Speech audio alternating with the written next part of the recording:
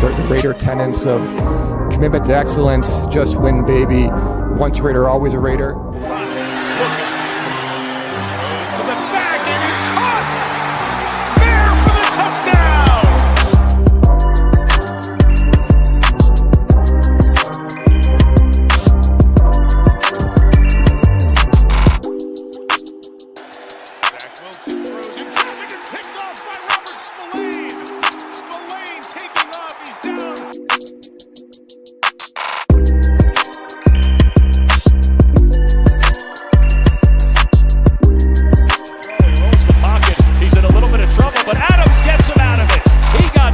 Secondary to the 23-yard.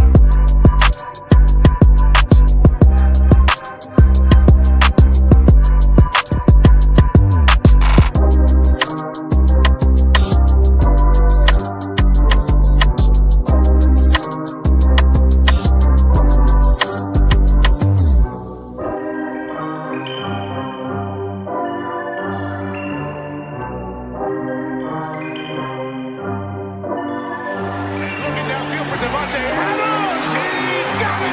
Touchdown Raiders! Oh, a dice roll in Vegas for 6.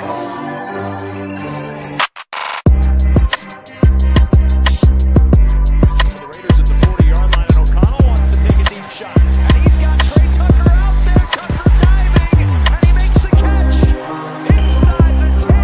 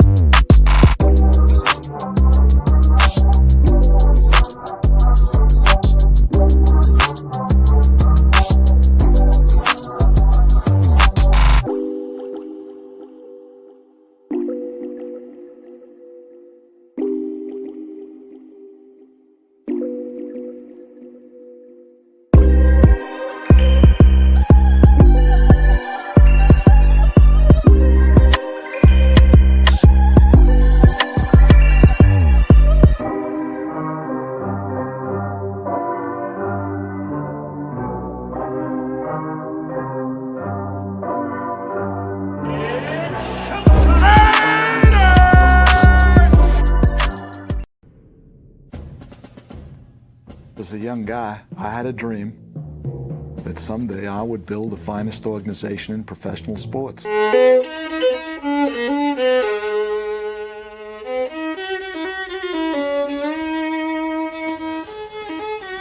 You know, that's where we really should move.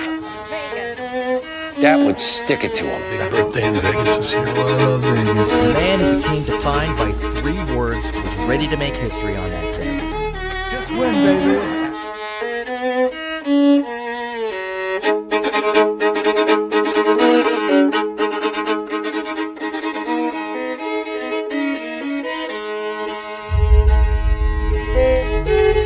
Breaking news, the Raiders have a new general manager coming. The Las Vegas Raiders are hiring John Spytek as their new general manager. Breaking news into First Take, Adam Schefter tweeted moments ago, Pete Carroll and the Raiders now have reached an agreement on a 3-year deal. Pete Carroll's the coach to go build up the Raiders. This is a great...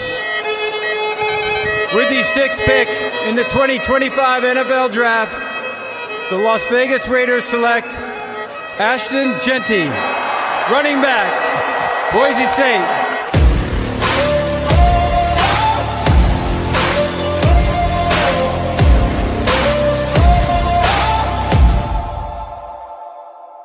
I've got that lightning inside me, son of a god. I'm like a titan that's rising, oh, just you watch. I'm stepping into fate.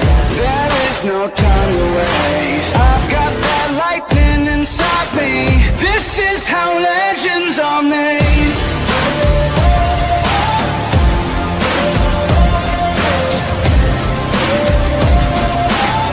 This is how legends are made.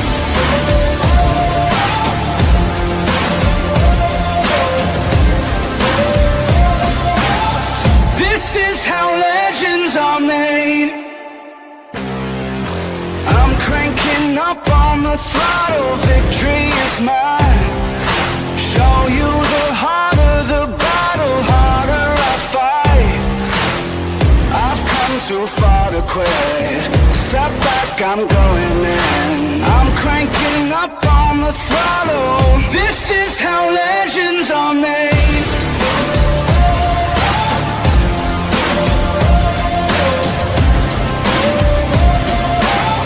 This is how legends are made. Salute Raider Nation. Appreciate you all showing up, man. Salute to the chat. Salute to the mods in the chat. Salute to Harvey and everybody else that'll be popping up here. If you want to give a shout out real quick, you can before we get going.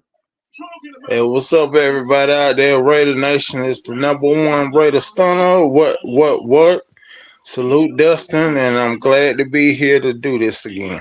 Thank you very much. Yeah.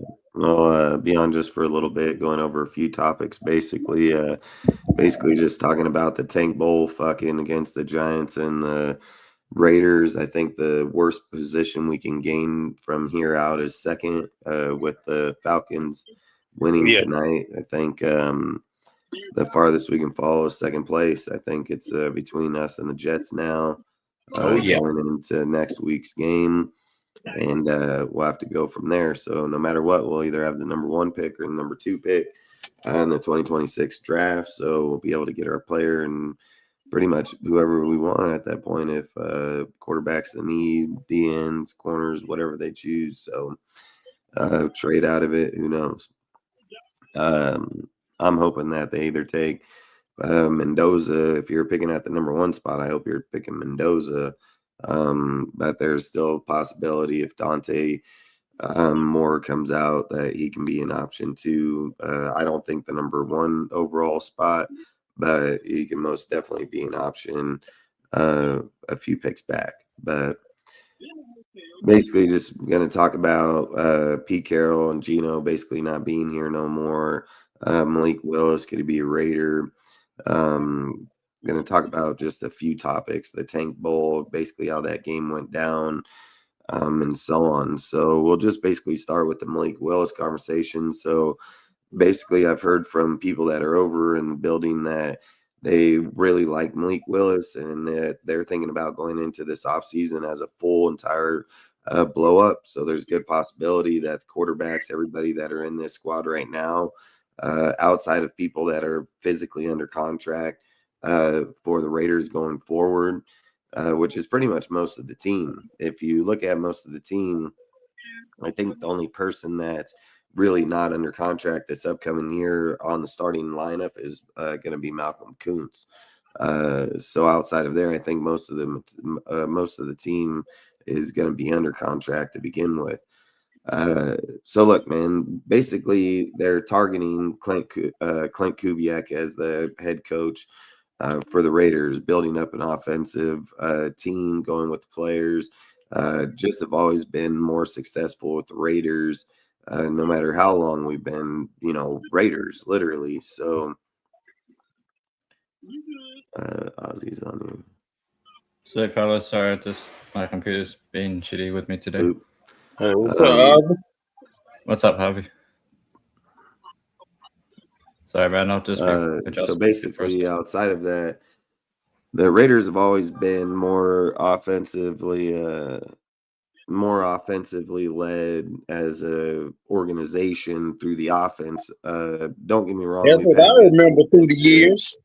Yeah, we've had good defenses and so on, but most of our players, most of our team comes through the offensive side of the ball. Hall of Fame coaches, John Madden, Flores, all these people, like all offensive side of the ball. So long story short, I think if the Raiders are going through it, and I'll keep saying it 100 times, I don't think Jesse Minster is a good option to the Raiders.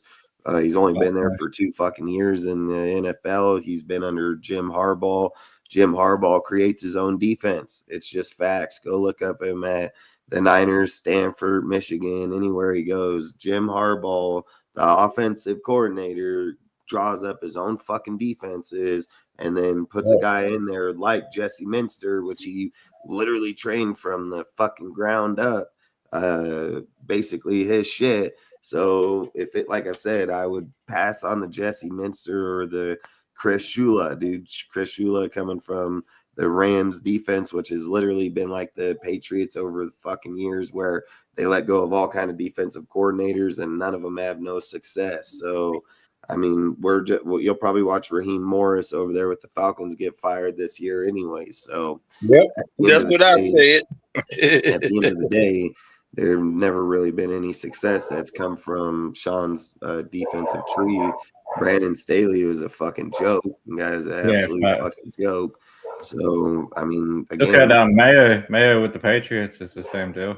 Yeah, I mean, he was under Belichick. Yeah, I mean, like I said, I think the only guy that have success, and if we're going to say it, has got to be Brian Dabo's got to be one of them, leaving as a head coach and going outside of Brian Flores. Brian Flores has been pretty good. It's just NFL and them all have their issues with trying to soup shit and everything. But long story short,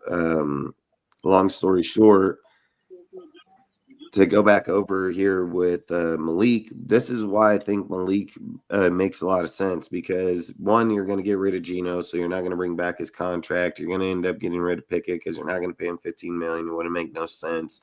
Aiden O'Connell, I can see staying because he's under contract. If you have the first overall pick, you can get Fernando Mendoza or Dante Moore, whatever quarterback you choose, you can have. And then to sit him, you're going to sit him for a year or so. Tom Brady has literally said right out of his own mouth that if he gets quarterback and develops that quarterback, he does not want him to come out into the NFL in the first year, that he'd like him to be able to learn the whole entire year. And then, God damn, I wanted to. Hello? What? I'm coming up the hill. All right. Can you grab him when I pull up? Babe, I'm in my life, man. I'm freaking just call. Take a minute. I'll figure it out. All right. Okay, because I'm going up the hill now. Bye. Fucking woman just bugging hardcore today. Just annoying as fuck. Long story short, freaking if Malik Willis, either way, man, when Malik came out of college, I couldn't stand the guy. I thought he was garbage as hell. When he went over to the Titans, dude, thought it was a joke. Thought this dude wasn't going to be shit. For him going over to Green Bay, being mentored under Matt, dude, and then every single time Malik comes into the game, he puts up good. I mean, Chicago and the Ravens, he had good games against both those fucking teams and put up good yards. I mean, I think against the Ravens yesterday, he put up, 3 touchdowns, 1 passing, 300 fucking yards. I mean, Malik is most definitely turned into a pretty decent quarterback, and he's only 25 years old. If the Raiders are looking at a true reset, if you cut Geno and eat the $18 million, and let's say that you're averaging, that you feel like your averaging pay is $40 million per year in our salary to a quarterback, it would make sense for the Raiders to go out and pursue Malik Willis, because Malik Willis won his contracts up this year for free agency. We could also make a trade for him right after when we get out of the season. We can make a trade for Malik, never even let him go to free agency. Now, depending on what he does for the Green Bay going through the playoffs, there could be a good possibility Green Bay just signs his ass through the playoffs, and then nobody gets a shot at him. But I salute James, appreciate you, bro. But at the end of the day, I think if the Raiders were smart and having a true reset, I think if you were to go after Malik Willis, man, where he's young, he's up and coming, he is mobile, he can throw, he's coming through the deal. Geno is garbage as fuck. I told everybody of course. The guy was fucking garbage. I said he's washed. Looking down jalopy. Gardner Minshew. Told everybody that's bad fucking hire here. Sold him bad hire with Pete. I feel like at the end of the day, if you're looking at a Malik Willis and you're signing Clint Kubiak, guess what? Clint Kubiak actually wanted to get fucking Malik Willis in 2022 when he was with the Broncos. He fucking scouted him for the Broncos when he was over there. So he already knows them. He already has familiarity with them. I think he would know himself that he was going to take a few years to develop him if he was ever going to have any traits whatsoever.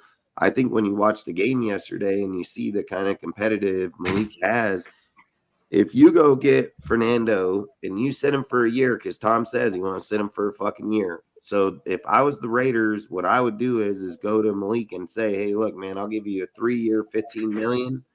And if people are trying to bid against us, I would offer him anywhere between. I would like to be somewhere around 3-year, $15 million. But I would say if we can be 3-year, no more than $25 million per year, for 3-year, $75 million, or 3-year, $45 million, I think anywhere in that window right there from Malik. What?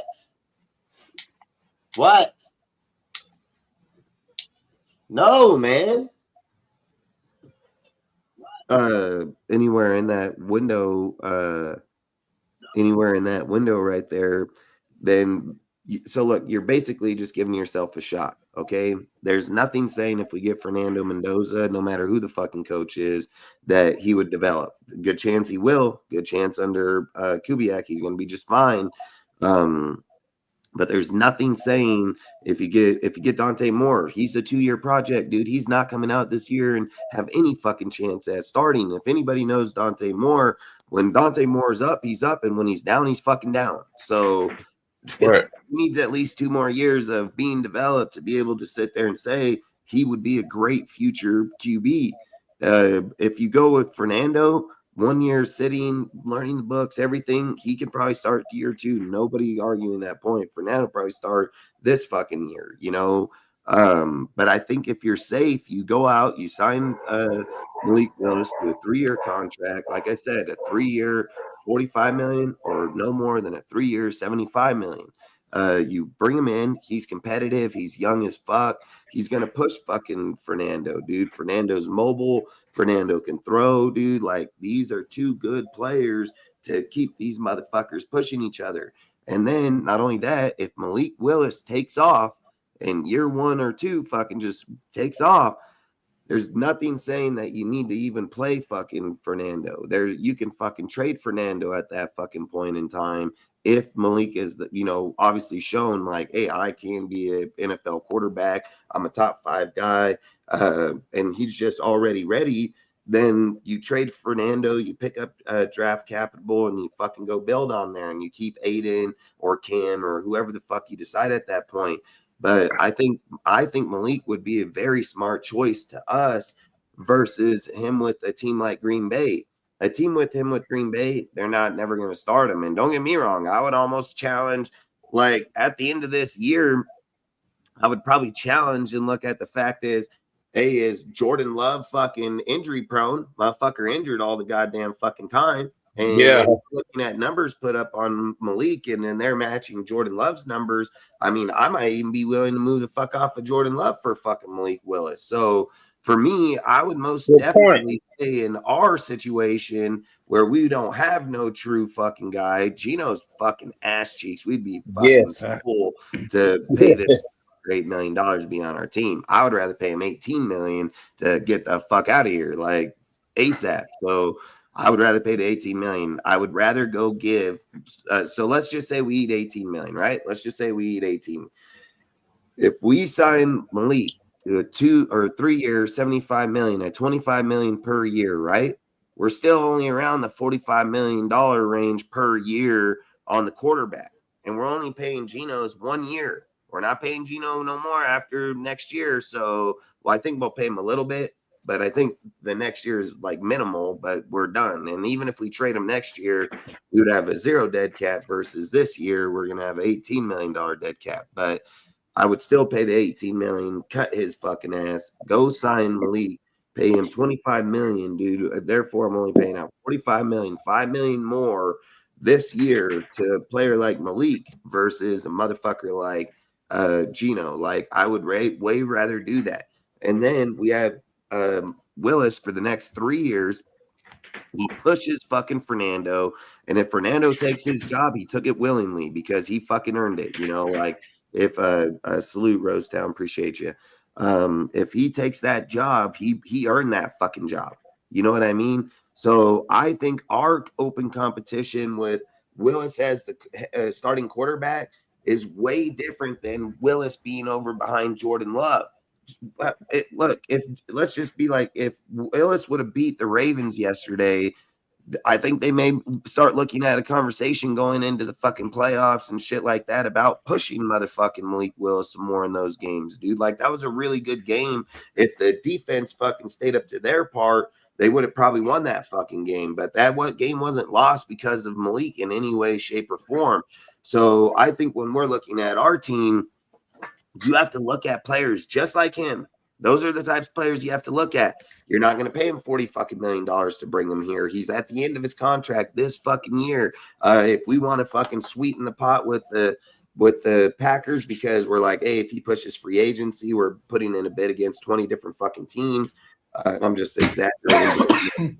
5 teams. I would rather make a trade right now with the Packers, fucking get Malik here and then just sign him, extend him a contract. That's the way I would probably go about that situation. Salute, Richard. Appreciate you, bro. And that's something we need. And look, if Malik takes off and he pans out, you fucking trade Fernando, and this becomes a Kirk Cousins RG3 kind of scenario where Washington drafted fucking RG3 and Kirk Cousins in the same fucking time. RG3 ended up getting fucking injured with his deal. Kirk Cousins comes in. 2012 or something. Sometimes perfect deal.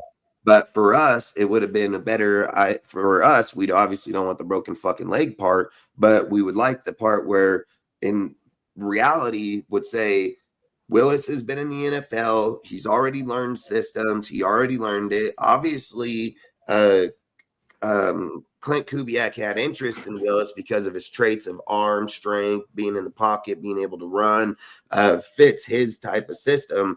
Just like I've wrote multiple posts on my motherfucking page that if Clint Kubiak comes here, he would be more likely to draft Dante fucking Moore than he would Fernando Mendoza, because yes, is Fernando Mendoza the better pocket passer, rhythm? I wouldn't argue that fact, but he can't be the RPO fucking making up space in the open field type player as Dante Moore. It's just not going to happen.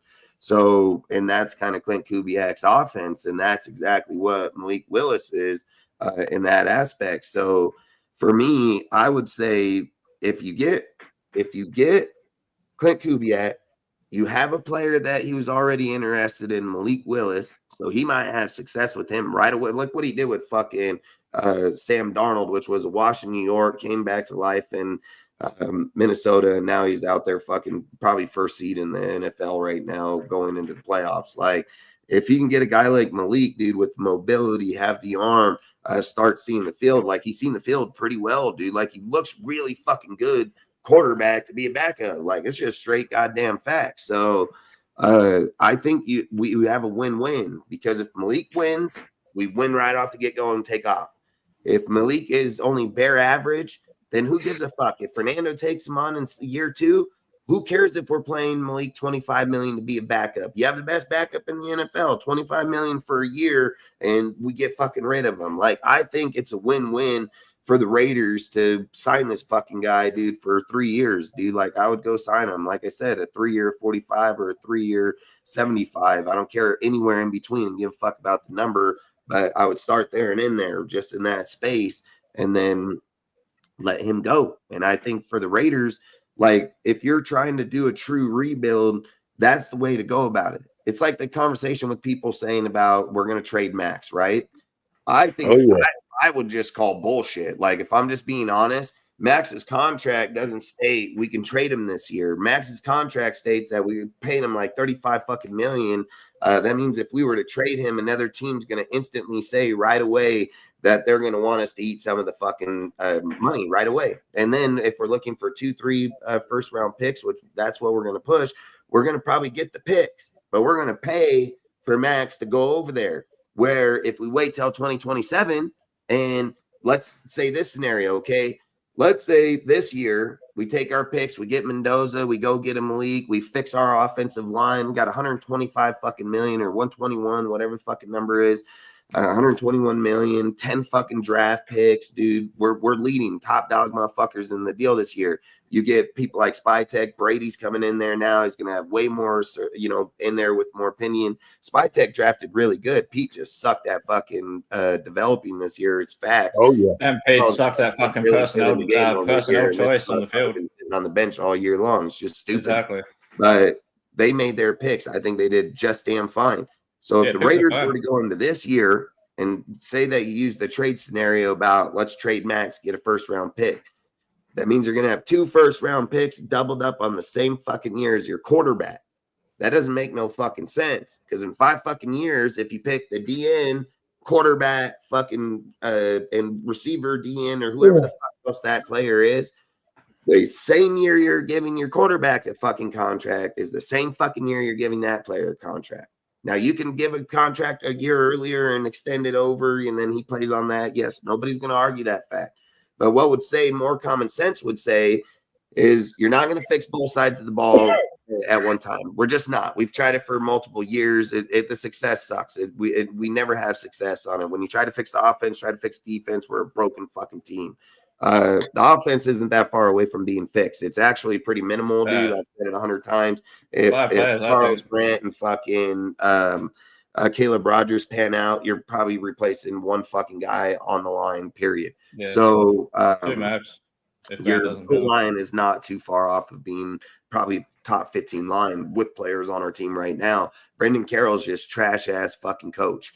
Of course. I think you take your picks this year, you keep your players on the fucking squad this year, you let Max go out and ball out next year, you let him pick up his sacks, you let him pick up his fucking game, make his value more valuable, and then in 2027, man, is when you would get rid of him. You'd have 0 dead cap on your player, you'd have 0 hit against us, we would pick up all assets with no fucking hits, and then you take those first round picks along with your first round pick and build the fucking defense. See, really on our offense, man, if we were to get the quarterback and a wide receiver 1, if we were just wide receiver 1 and quarterback, we're like a fucking complete team. We have the halfback, we have the fucking tight ends, we have the fucking receivers, we have the fucking team.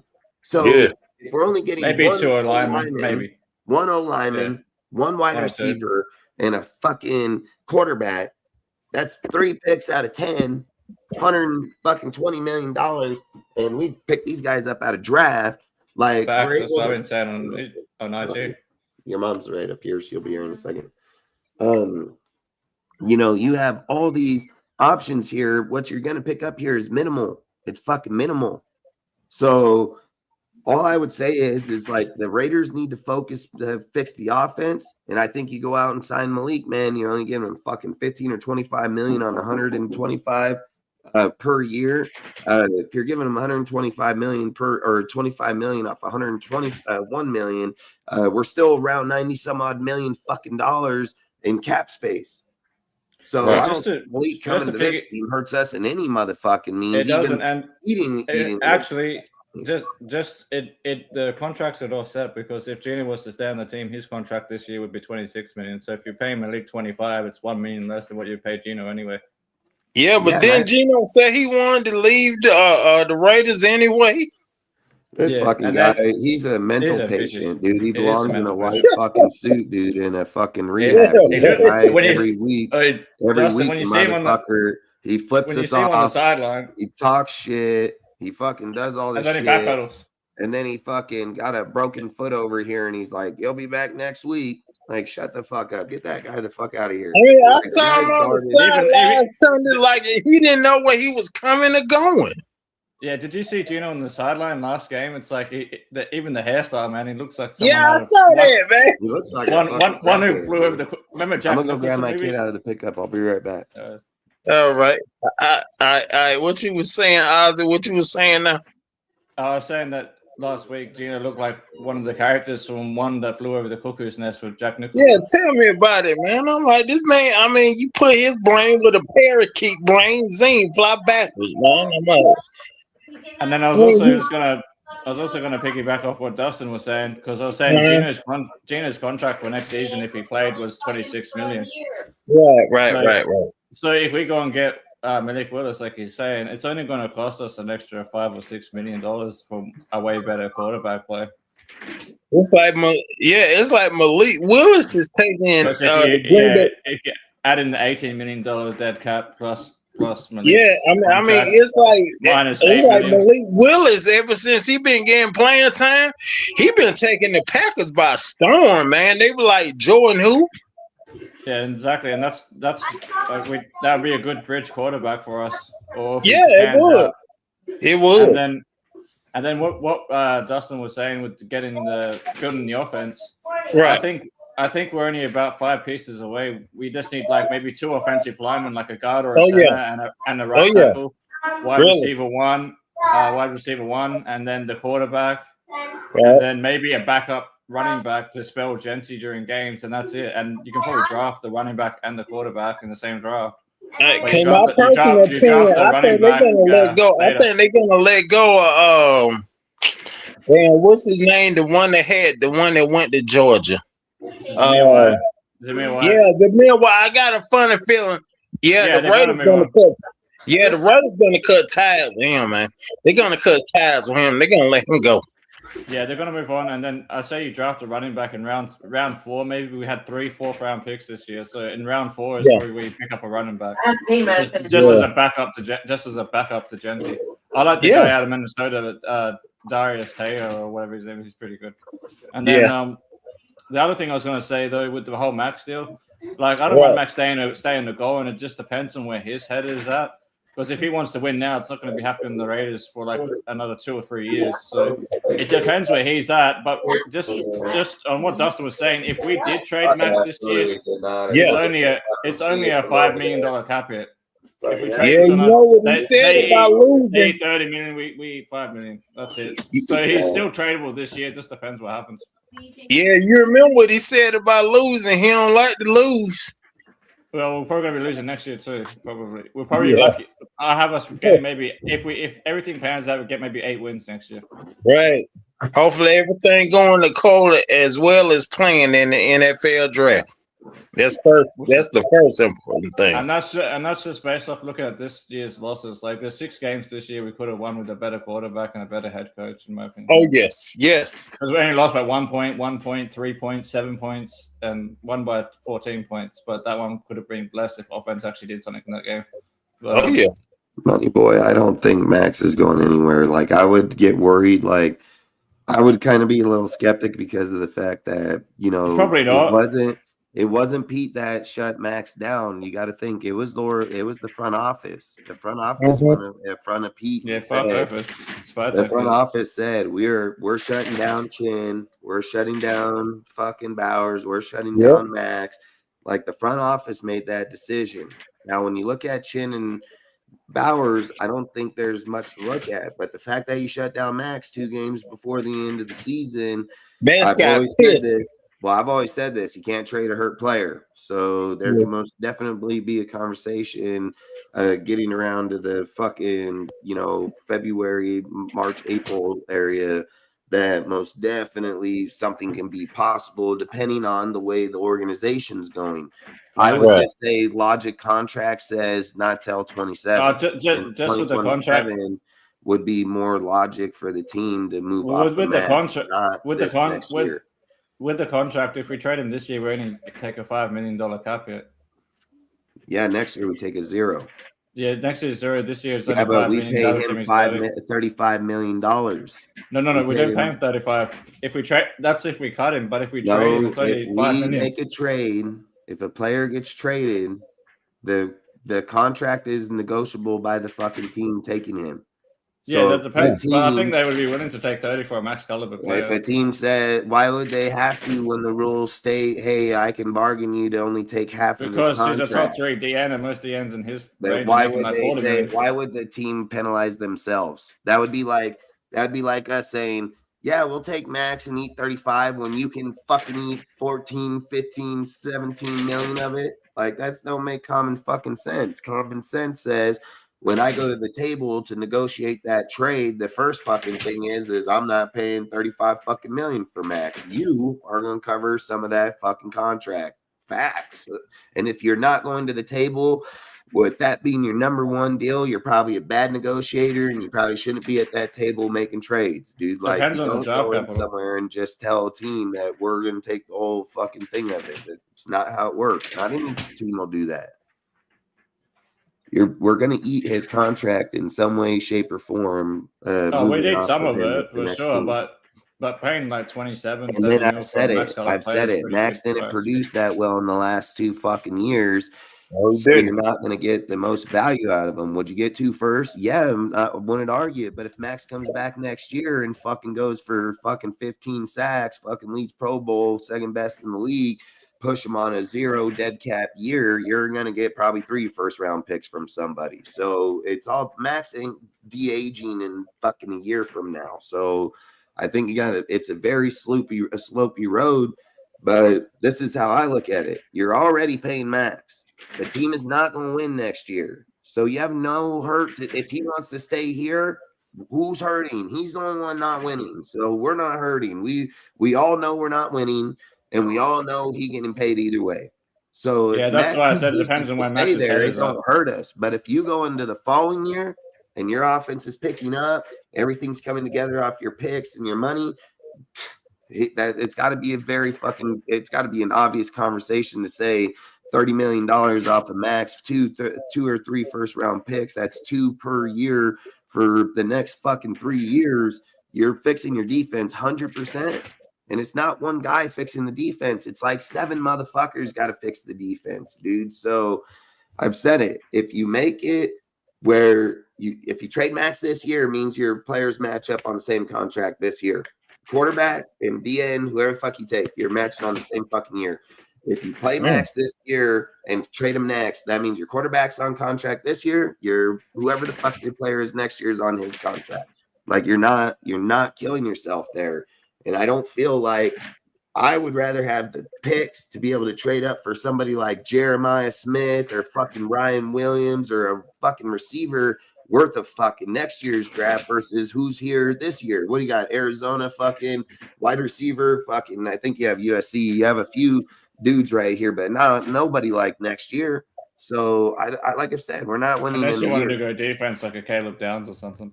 You'd be better to go defense this year. You'd be 100 times better to go defense this year, but I don't think and that's my point. You go with 2 doubles on that, you're fucking going to be paying crazy money on the exact same contract 5 years down the road. 5 years down the road, 2 dudes. Your defensive guy is getting traded, fucking most likely, because your team would be assembled by that point. His contract's going to be fucking probably just around your quarterback, $50 million, and your fucking, safety corner, fucking, another 25, 30. So, I mean, just in that 1 year alone, $80 million designated to 2 players. Like, I don't think so.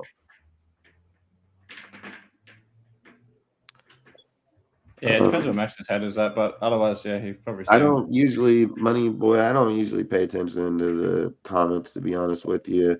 I'll read your shit real quick though. Want to keep Max? I said, yeah. He says, definition of Raider. Everybody knows that. Cheers from Southern California. Appreciate you. As a Raider fan, I'm tired of it. Bowers, Genty are next stars. It's facts, but we can waste their career too if we're too wasted. Fixated on fixing the defense and the offense. We'll just be in the same thing like Max. 7 years, no nothing. No one playoff appearance, 7 years. Fucking horrible.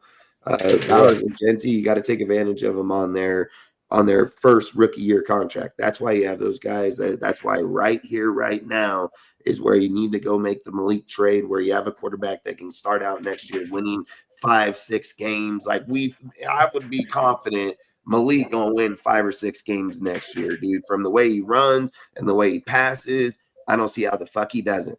So if we were to get him the wide receiver 1, and let's just say you give him a T. Higgins fucking on top of our deal with our squad, he's gonna fucking do pretty fucking good. You look over there with what he did with the Green Bay. I've always said Green Bay ain't that deep in receivers. They never have been either, dude. Like when Aaron Rodgers was there, I don't think they ever drafted him a first round wide receiver in his whole fucking time. So their receivers are good in the system, but they're not great fucking names. So I think if you were to go out there and give him Malik, somebody like us with Trey, fucking back in the day, they didn't even draft high neither when it came to wide receivers neither. Facts. You know, back in the I think 90s. Malik can be a dangerous player for us in the AFC West, dude. If I'm just being dead ass honest, the guy can run and he can throw, bro, and he can fucking do it at a high level. And he's young as fuck, and he's tough, dude. Like the guy's tough as shit. I would fucking, after watching the Green Bay and Ravens game yesterday and the way he played, if teams ain't watching that motherfucker, they're dumb as fuck. They're dumb as hell. I mean, he has to be that guy. If Green Bay was smart, they would have said, like, hey, we're already gonna fucking be locked up in this anyways. Play that some other motherfucker. Because now you're gonna get rid of your fucking guy, and what are they gonna have the option to match the contract? Like, fuck, good luck. Or sign him right now. You know, like fucking is where it's gonna go. He says Bauer Genti next star. How about Lamar Jackson and get first round pick? What does he mean by that? Like, are you saying like, how about we trade for Lamar Jackson and get a first round pick? Is that and get first round pick? Yeah, I heard something about that because I was looking at Graph and Wasted show yesterday, and they were talking about Lamar Jackson might come over to the Raiders. I don't believe that for 1 minute. Lamar Jackson is coming here, and we'd be dumb as fuck to go get him here, dude. Like, why would we get a 30-year-old dude that's actually going downwards in progression-wise? And not only that, Lamar is a run-first quarterback, and run-first quarterbacks' careers tend to fall off at this point, 30 years to 35 years old. I'm not taking – listen, this is how I look at it. If Lamar Jackson can't win on the Ravens fucking team, ain't winning shit here. He's not fucking winning in this motherfucker. And if Mike Tomlinson can't coach the Steelers with that squad that they got and win, he sure the fuck ain't coming here to the Raiders and taking this broke fucking team and competing against Andy and fucking Sean and Jim Harbaugh and gonna win against them. Okay, that's just not fucking happening. Okay, like the coach that's gonna come here is gonna be a coach Especially Sean, like fucking that Broncos he's gonna team, develop his shit back up and do it, and that's gonna be the way he wins. But if Tomlinson been on the goddamn Steelers for fucking goddamn 20 years. Yes. And ain't done shit since Roethlisberger. No. And he gonna come over to this motherfucker and do something when he got fucking the defense that he motherfucking got over there? No. Hell fuck no. Their offense sucks dick. It's always sucked dick without Ben. That fucking offense is fuck. Yeah, never got enough quarterbacks since Ben.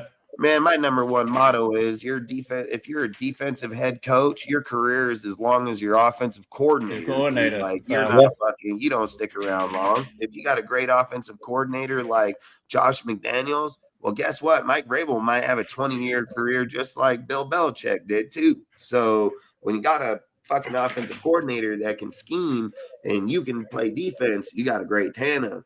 See, and then going back to Lamar Jackson, you know, he got all these good skills in the regular season. You know what I'm saying? But as soon as he get in the playoffs, he always get eliminated in the first round. It's 100% facts, and you got to be healthy to play in the playoffs. My God. How you think another team gonna want to shoot, man? You get eliminated in the first round. Steelers next week and fucking go into the playoffs, so they might Steelers hopes here. But I would just pass on Lamar, and I would pass on any coach of Tomlin and any of them guys. I've said it. We are not those organizations, dude. We are not a successful organization right now. Well, we used to be a long time ago.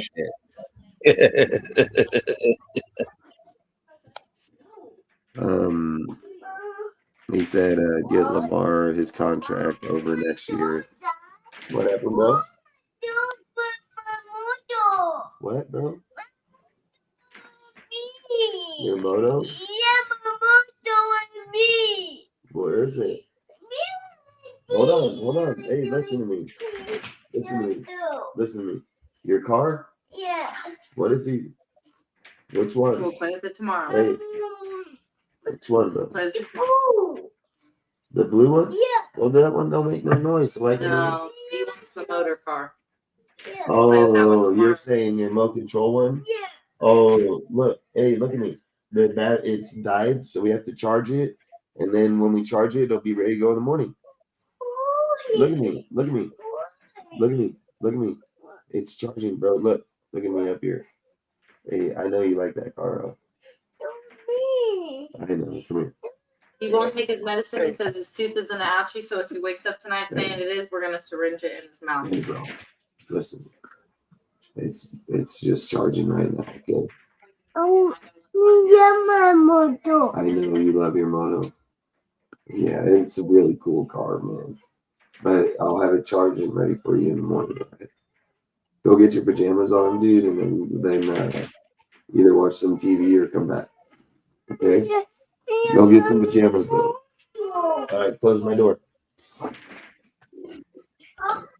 right, go. Take it and close the door. I'll show you where it's at in the morning. I'll have it out there for you in the morning. Close my door. Hey, close my door. Thank you. I like your hair, bro. You look good. He was so pissed off that they cut his hair. He was fucking pissed, man. Salute, BZ. Really do appreciate you, bro. Frickin' Lamar, he says contract is over next year. Bro, you know, listen.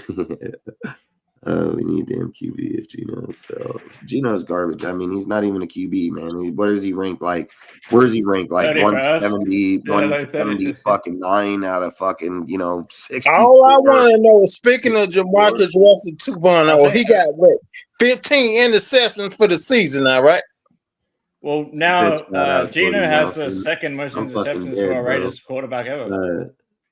And so what? That's 16 interceptions. 17 or some shit. 7. God damn. Whoa. Can you look up Lamar's contract? Is it up next year? I don't think his contract's up next year. Didn't he just? I think he just got a deal just a year or so ago, right? Yeah, that's what I thought, but I'll check. I could be wrong. I mean, I can be wrong, but if 17 interceptions this man done thrown this year. Dude, listen. I think it was it might be 15. If you want to, fuck no, he just threw 2 interceptions in this fucking game. It's 17 most likely. It is 17. It is. I was right then. I said fucking 17. Tua when they benched Tua. They benched Tua, and look what they go win with fucking Quentin Ewers, who was the quarterback I told us we should have got? I said, get Quentin Ewers, sit him for a year or two. You said and what do? We don't get any of these guys I talk about ever. You said Jackson Dart. You said Bo Nix. Yeah. I said fucking get Quentin Ewers if we're not going to go after Jackson or any of them. Sit him for a year, let him develop. Fucking be another good. Boom got 17 interceptions. I've talked about all these guys. Fuck no. Dustin, fuck no. Lamar's contract. He's like 3 years, right? Doesn't he have like 3 not years just that. Not just that. Next it's like year 150 million. Yeah, no, I'm saying next year is like the worst part of it. It's like 74 million next year. Yeah, Money Boy, no offense or not, but I hate when people talk about players that they don't know. At the end of the day, we may want an individual. Like, there's nothing wrong with that. We could all want a person, man, but when we say in the comment section, you would have been better off. Yes, until 2029. That's when his contract you would have been better off to say nothing about his contract, because one, I knew the minute I read that comment where it said his contract's over next year, I knew right away. I'm like, bullshit. He signed one bullshit. Like a year ago or something, a year and a half, 2 years ago. Yeah, I mean, his money, his deal is way too much for just lower on the topic. We don't need that for us. You know what I mean? Just to let you know how crazy the contract is, right? This year he was getting like 43, but 2026 he's getting 74.5. 2027 he's getting 74.5. And then 2028 he's getting 12.5. And then the year after that, the contract ends. But yeah, he's got 2 years in a row where he's at over 70 million a year because they backloaded the contract. Our team isn't even prepared to give Lamar any type of contract like that. Our team is not even prepared to even win with a team like that. Listen, the Ravens have a good all-around team. They probably spent the most money in defense this year and had a fall off in there. And we're talking about him coming to the Raiders and winning on contract like that. Fuck no. Did I post about him in my page and talk about him? Yeah, but I talked about him only due to the reason that when he was asked about going back to Miami, he was asked about if he was to play somewhere else, and he said yes, I would play for the Vegas Raiders due to the fact that Tom Brady is an owner there now. Like, that's the only reason I wrote about Lamar on my page about Tom and them having interest or not. Tom don't have no fucking interest in Lamar and paying him that money. No. Sometimes Instagram and posts are just for like interaction, conversation basis, dude. But the reality is we're not paying him no fucking $80 million to come here. If we were a complete team and we were done, and we were just lacking a quarterback, fuck, I would say go do it. But how much you're going to give up to get him to begin with? A lot. You're gonna have 4 first-round picks. Yeah, fuck that. We'd be dumb as fuck. That'd be dumb, especially when we're about to do if we traded Max, it would be like a fucking. We'd probably still own the first round. Yeah, exactly. So I'd probably pass on Lamar. Lamar's a good conversation, man, but it's not worth getting nowhere close. Not with that contract. If Lamar's still any good in 2028, then we can have that conversation because then his contract's only $12.5 million. I'm still wrapping around my mind. By then we should have a quarterback anyway. Geno Smith done threw 17 intercepts. And they paid him all that money to come to the Raiders? The Ravens Steelers division game is always a tough one there. Jeez. I would say the Ravens should win that game. Yeah. Like, if I was going to bet, I would say my money would be on the Ravens. But the way the Ravens and Steelers both have been playing this year, they don't fucking play good when they're supposed to, and then they play good when people think they're not going to. So I would say Ravens would win this, and they come out and suck ass. Like, literally can just come out and suck ass. So I'm picking the Ravens if it was me, All I wanted to know is who wanted Geno Smith to come to the Raiders? Who wanted him to come to the Raiders? Dude, you don't even want to get me started on that shit, bro. No, man. I can go make a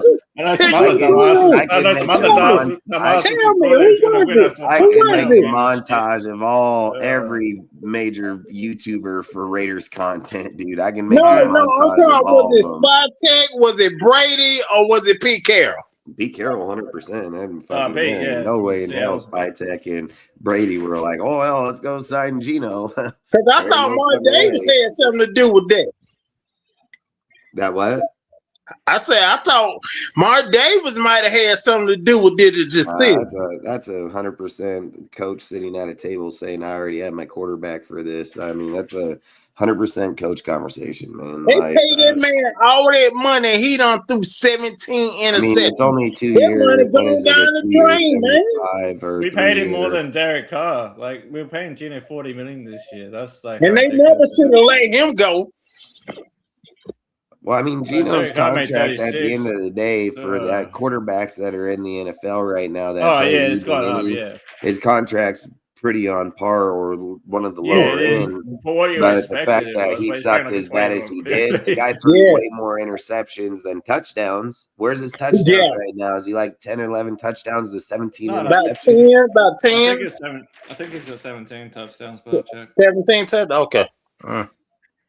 Damn. Fernando, I just think any quarterback that we get out of the draft this year, if it's a first or second rounder, you can mark it he's not starting. Tom Brady has made it clear as fucking day that if the Raiders are to draft a quarterback, he sits for a year to develop. I mean, Tom Brady has already said that he does not want to draft a quarterback that starts right away. They want to have a guy. 19. So it's 19 touchdowns to 17 interceptions for Geno this year. So it's almost a fucking 1-to-1 ratio. We're killing it. Man, if that was Derek Carr doing that shit, people would be fucking in an uproar. I just don't know. If it was Carr, they would already fucking 86'd his ass by a long time ago. It would have been a riot. That's what it is. Just keep getting these trash quarterbacks. It's worse than that's what I'm talking about, man. God damn. I never thought I'd say this, but he's worse than Uncle Rico. Yeah. I didn't think it could get any worse, but apparently it can because we got Geno Smith. Man. All right, what the hell going on with this damn organization when it comes to drafting quarterbacks? What's wrong with them? I think for now we need to let Tom do it or someone else do it. Don't let Raiders. do it. Raiders. Oh, he's saying you. I'm like, who the fuck is he's saying Raiders stunner? He's talking about you. The tight end. He says, watch the game last year. Clint Kubiak or Mike LaFleur. Those are my two options at head coach. Listen, Mike LaFleur is not a head coach, bro. The guy literally is on Kyle. Oh, so look at this. Look, I'll tell you like this. So the reason that Mike LaFleur is not a fucking head coach is he don't call the fucking plays over there. Fucking Sean McVay calls the plays over there for fucking the Rams. And at the end of the day, when Clint Kubiak was with the Niners, what did they say his biggest issue was about getting a head coaching job was? He's not the one that calls the plays. What did Clint do? Clint decided to leave the Niners, go over to the Saints, fucking try to fix that fucking team. Then he did great with Derek Carr. He was leading the league with Derek Carr till he got fucking injured. Then he left there and he goes over to the Seahawks and he has the number one damn fucking team in the league, you know. And I'm just saying, I don't think he's number one. I think he's top 5, but he's most definitely top motherfucker in the league. And he's done it again. In order for Mike LaFleur to be able to be a head coach, in my personal opinion, he has to do the same thing that Clint Kubiak does. He's got to show that he can call plays outside of being at the Rams. He don't call the plays at the Rams. So to imply that we're going to take a coach that don't call fucking plays and make him our head coach. It's like making Greg Olsen your head coach. It's just dumb to take. Greg Olsen has more. Yeah, Greg Olsen has more play calling fucking skill than Mike LaFleur does. So there's no. Why are we taking Mike LaFleur? I don't even know how the fucking Mike LaFleur's name popped up in head coaching fucking candidate when the motherfucker ain't even an offensive coordinator, play caller. Like, I don't know how that shit happens. You know, he just surpassed fucking all that, goes straight to head coach now. Like, I've said it, dude. Like, there are 2 guys I'm not hiring.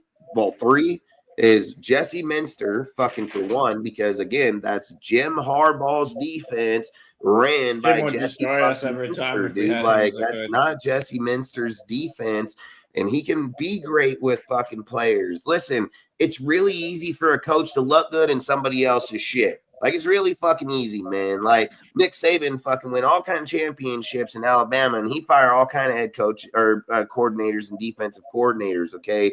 Like, head coaches know their shit. They know how to run their deal. I don't think fucking LaFleur is ready, and I don't think fucking Shula or Jesse. Listen, Jesse, I don't think he's gonna fucking win against Harbaugh when Harbaugh developed him, trained him, fucking goes against him every day of the week, fucking not only in college but in the NFL.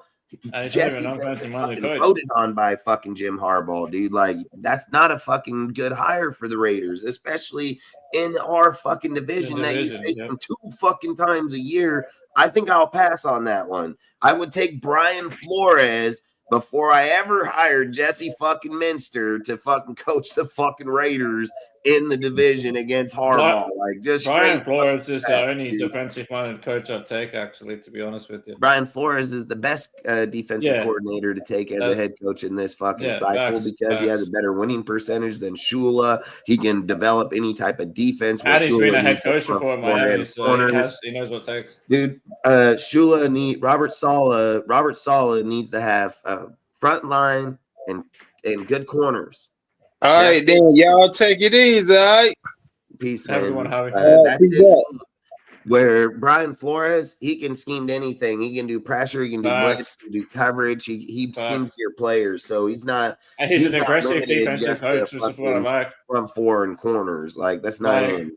Like he has a betting winning percentage. He had a lesser team in Miami and had 2 competitive back-to-back years where Robert Saleh had some of the best defensive players in the NFL on his defense, and they couldn't win shit. So Ian had goddamn Aaron Rodgers and everybody else over there and still couldn't do shit. They hired Luke Getsy's trash fucking ass and thought they were going to win. Like, fuck no. Yeah, that's facts. And then the other thing I like about Flores during his time at Miami, he's an aggressive defensive coach. Like, there's not like a Pete Carroll where they play like that. that cover 3 hang back type shit and give up like fucking 10 yards off the line of scrimmage and shit.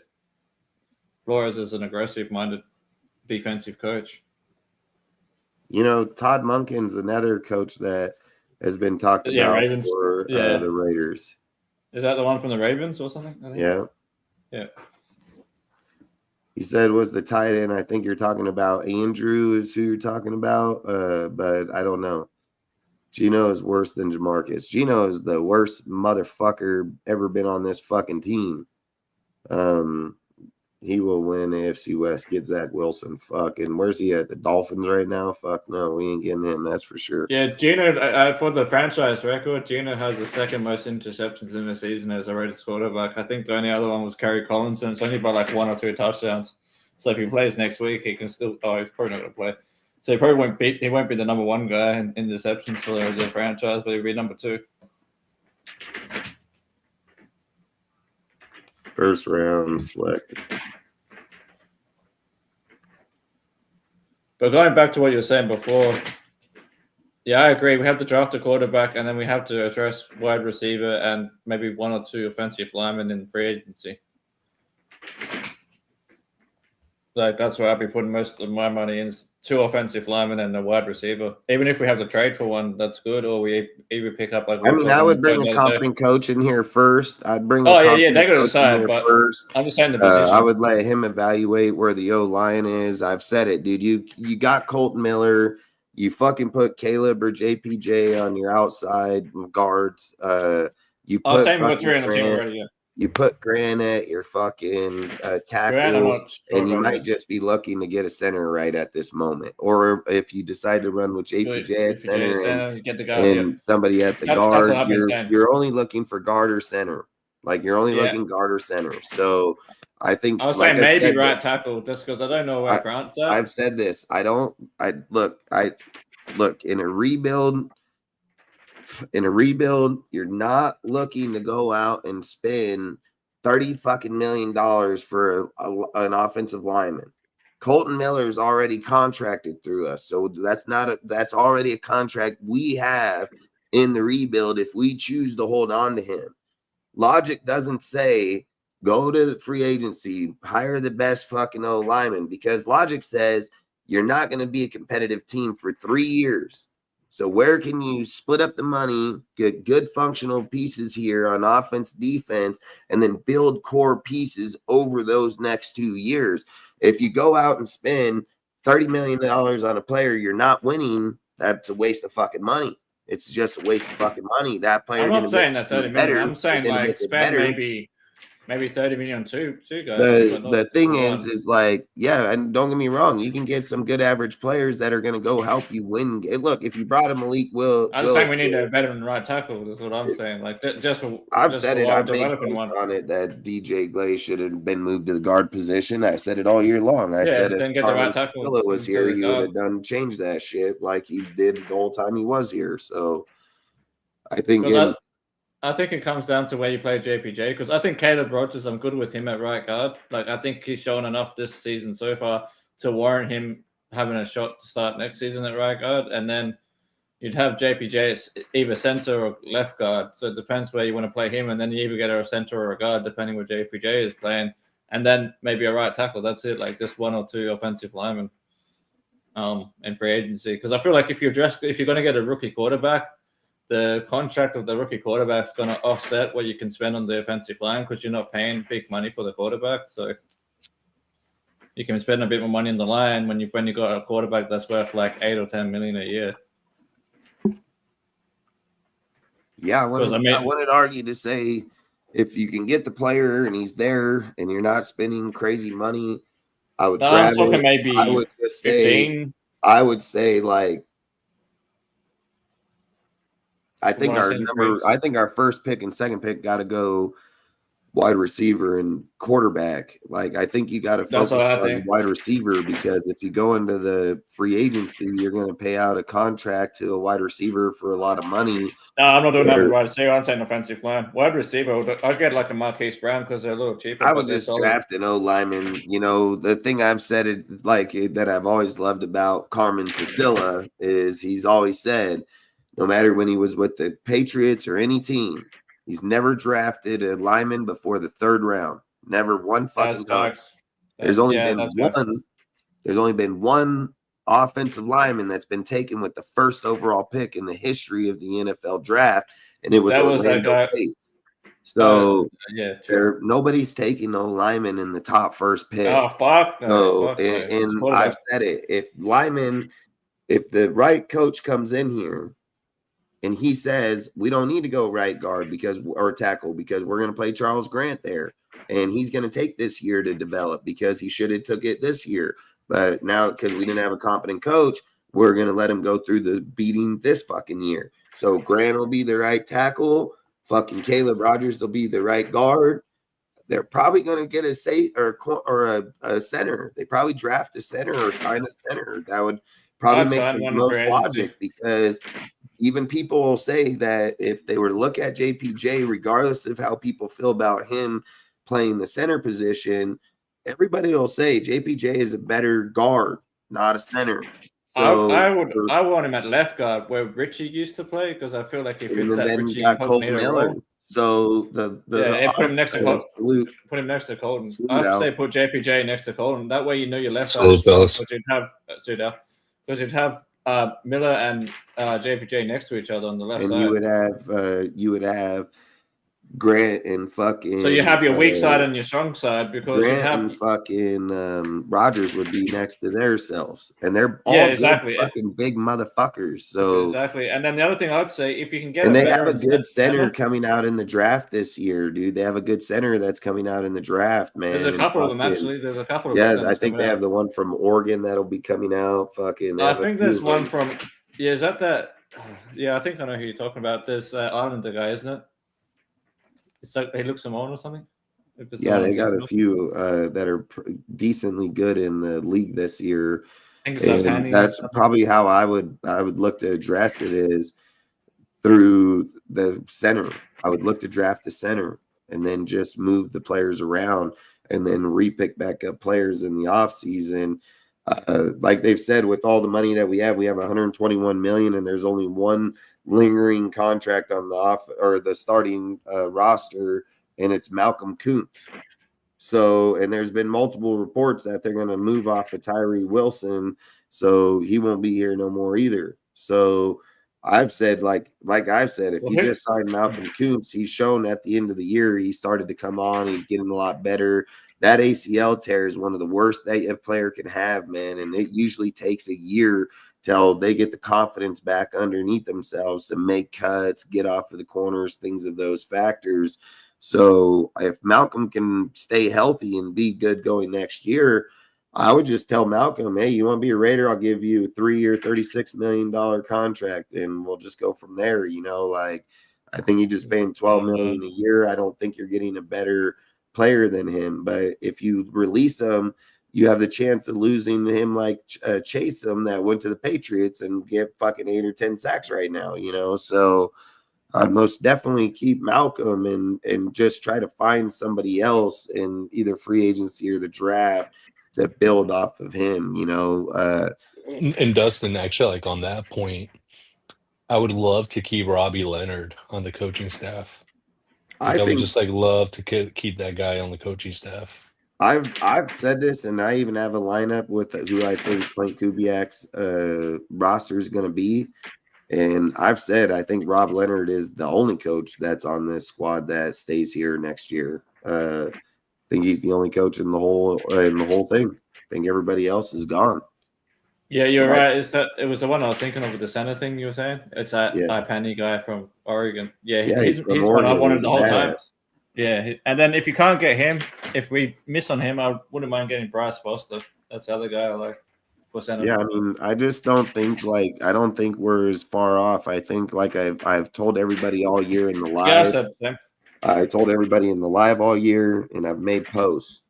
Bring John Gruden in with 3 games left and see if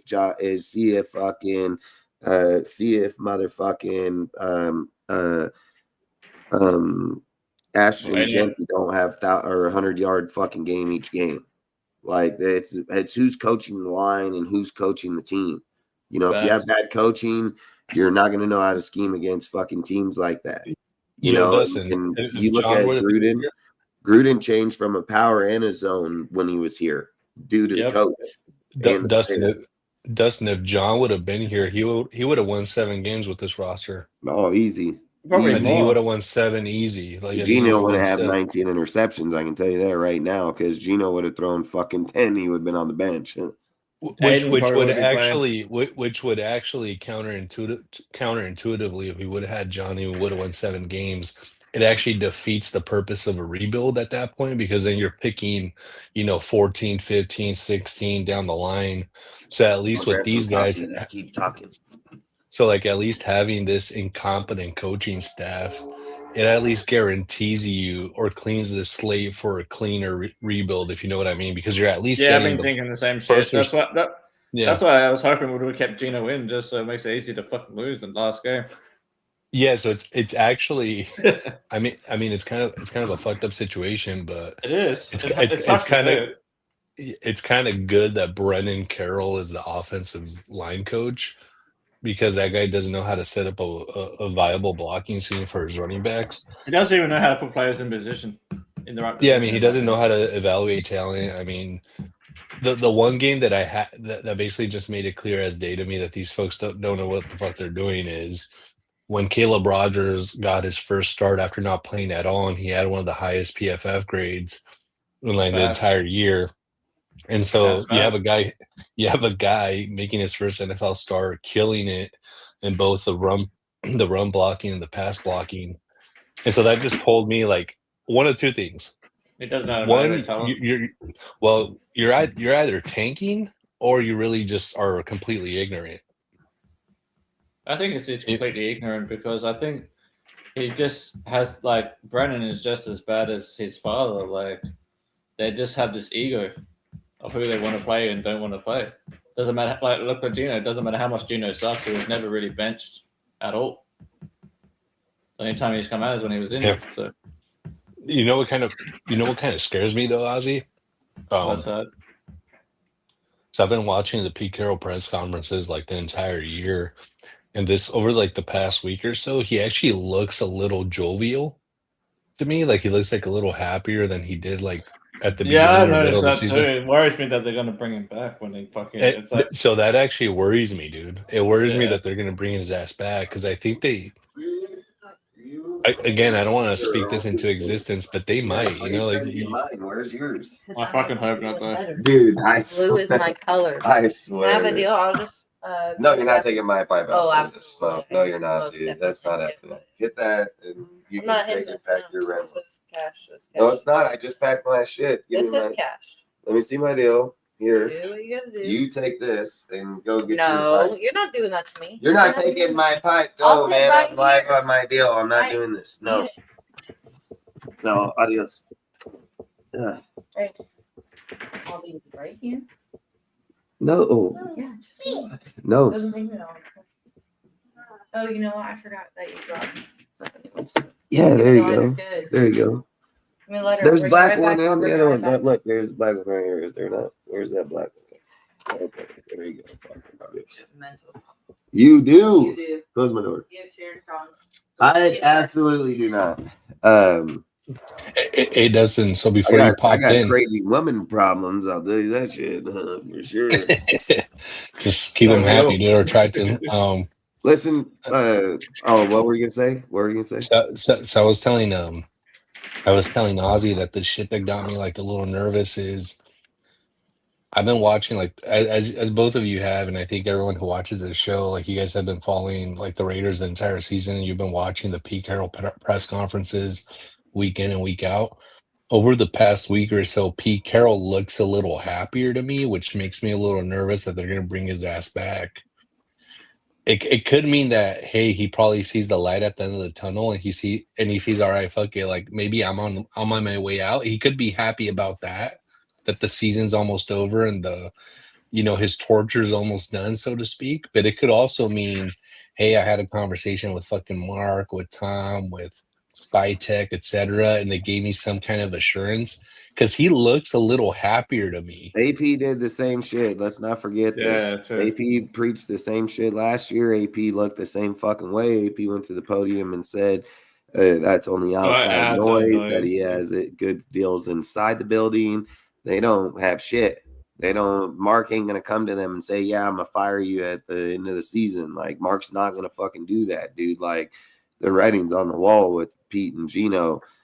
This is what I will say. But remember, Dustin, when Mark would have those long ass conversations with fucking Josh? He didn't have them with AP, and he still shit-canned them right at the end of the year. So, this is what I would say about Pete. If because there have been reports about Clint Kubiak going back for one more year to get more coaching experience before he takes a head coaching job. So this is what I would say. If the Raiders can't land Brian Flores, fucking Clint Kubiak, Brian Dabo, somebody that can do fucking something in the NFL, I would say you fucking keep Pete Carroll. You have him for another year. So what's it going to matter if he stays here, stays on, and goes the next year? You're probably not going to get nobody better. But you let Spytech build the team because it ain't Pete's team no more. It's Spytech's, but that's the only way. And even then, I can't see it, dude. There's no way Mark Davis is sitting there saying, like, motherfucking Raider fans are pissed off at Gino and Pete already, and we're going to bring them back next year and tell them we're going to win. Like, you're not fucking doing that. Like, you might as well just fucking not say shit. Might as well just not even come out next year. I mean, I'm telling you, I think that'd be the worst fucking deal.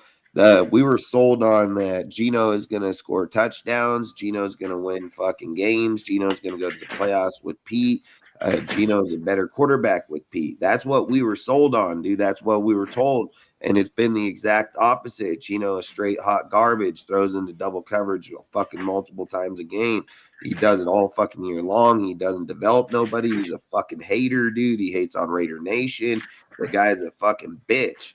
So I don't know how you sell Gino and Pete coming back here next year. Like, I don't know how you do that. And if we don't hear that motherfucker's fired at the end of the season, you're probably going to hear a big fucking uproar this whole off season. So, like I've said, Mark could shoot himself right in the face here. You know, I don't think he will. I think you have Tom. Why would Tom come out of the boot to come here through the offseason to have more intel if Pete was the coach? Like, I don't think Tom does that. Why would Tom have to come out if all Pete's doing is hiring an offensive coordinator to help go with him? I don't see that. Where I see Tom coming out and saying having a voice and all because you're looking for a new staff. That's why I think Tom coming out to the Raiders to have a bigger word in the offseason. It doesn't make sense for Tom come here to get an OC for Pete Carroll. Like, it don't make no sense. So if I would say I'm like 99% sure Pete's ass is the fuck out of here, and I'm almost 99% sure that Gino going to follow right fucking behind him. Now, I'm not going to sit here and say if Gino had a good line and a good coach like John, could he be good? I'm not going to argue that he couldn't, you know, because, yeah, Gino does show like there's a clear difference in gameplay when Gino's in the game versus Kenny Pickett. Like, just facts. Gino's a second-round pick. Kenny Pickett's a first-round pick. Gino's been failing quarterback his whole career, and he still puts up better numbers, looks better, even with his interceptions. He moves around the ball a lot better. So if you had a guy like John Gruden in his ear or Clint Kubiak that's over there, you know, trying to minimize his gameplay, I'm not going to say Gino couldn't be good. So what I would say with the Gino conversation, I would say it would depend on who the head coach is and the OC if they'll retain Gino on the $8 million. That's what I would say. If that coach believes, you know, Gino did struggle this year due to not having a good line or consistency in offense or whatever, then all right, I don't care if you bring Gino back on the $8 million. I can care fucking less. He leaves the following year anyways, and you already have it. The thing I would say is Gino's a very bad guy to have if you're trying to develop any motherfucker behind him. Gino's a hater. Gino's a straight fucking hater. He's a conceited fucking self-conceited piece of shit. So if the guy's not developing nobody, he's not helping nobody. This guy says he's a mimic, dude. He just puts his shit on replay. He says, I got to watch tape. I got to learn from it. I'm a leader. I got to be the guy that speaks out, blah, blah, blah. He does the exact same shit next week. Fucking And Dustin, and even if he wanted to teach, that's not the kind of teacher you want because the guy's been failing this entire season. Even if he wanted to be the teacher, you know what I mean? Like the guy has like 19 interceptions. That's not really the guy I want to learn from. You know what I mean? Fuck no. Fuck no. I'd rather learn from Aiden O'Connell. Fucking straight up facts. Well, or you that's what I could probably said. bring it, or you could bring in Russell Wilson and have him be the teacher. Fuck no. Hell no. I mean, Drox, is that Drox? Yeah. So listen, bro. That's Drox. You said draft Dante Moore, Fernando Mendoza is Jamarcus Russell. Not even fucking close. Like I'm mind blown that I just read Fernando Mendoza's name in the same conversation as Jamarcus fucking Russell. Like, how in the fuck is Fernando Mendoza, Jamarcus Russell anything? Fernando Mendoza is a straight fucking winner, a leader, a fucking captain of his team. Like, he's not gonna go home and not watch video. Draft Dante Moore means we got to develop him for 2 fucking years. Like, that's what Dante Moore means. You draft Fernando Mendoza, you can probably start him this year, first thing next year.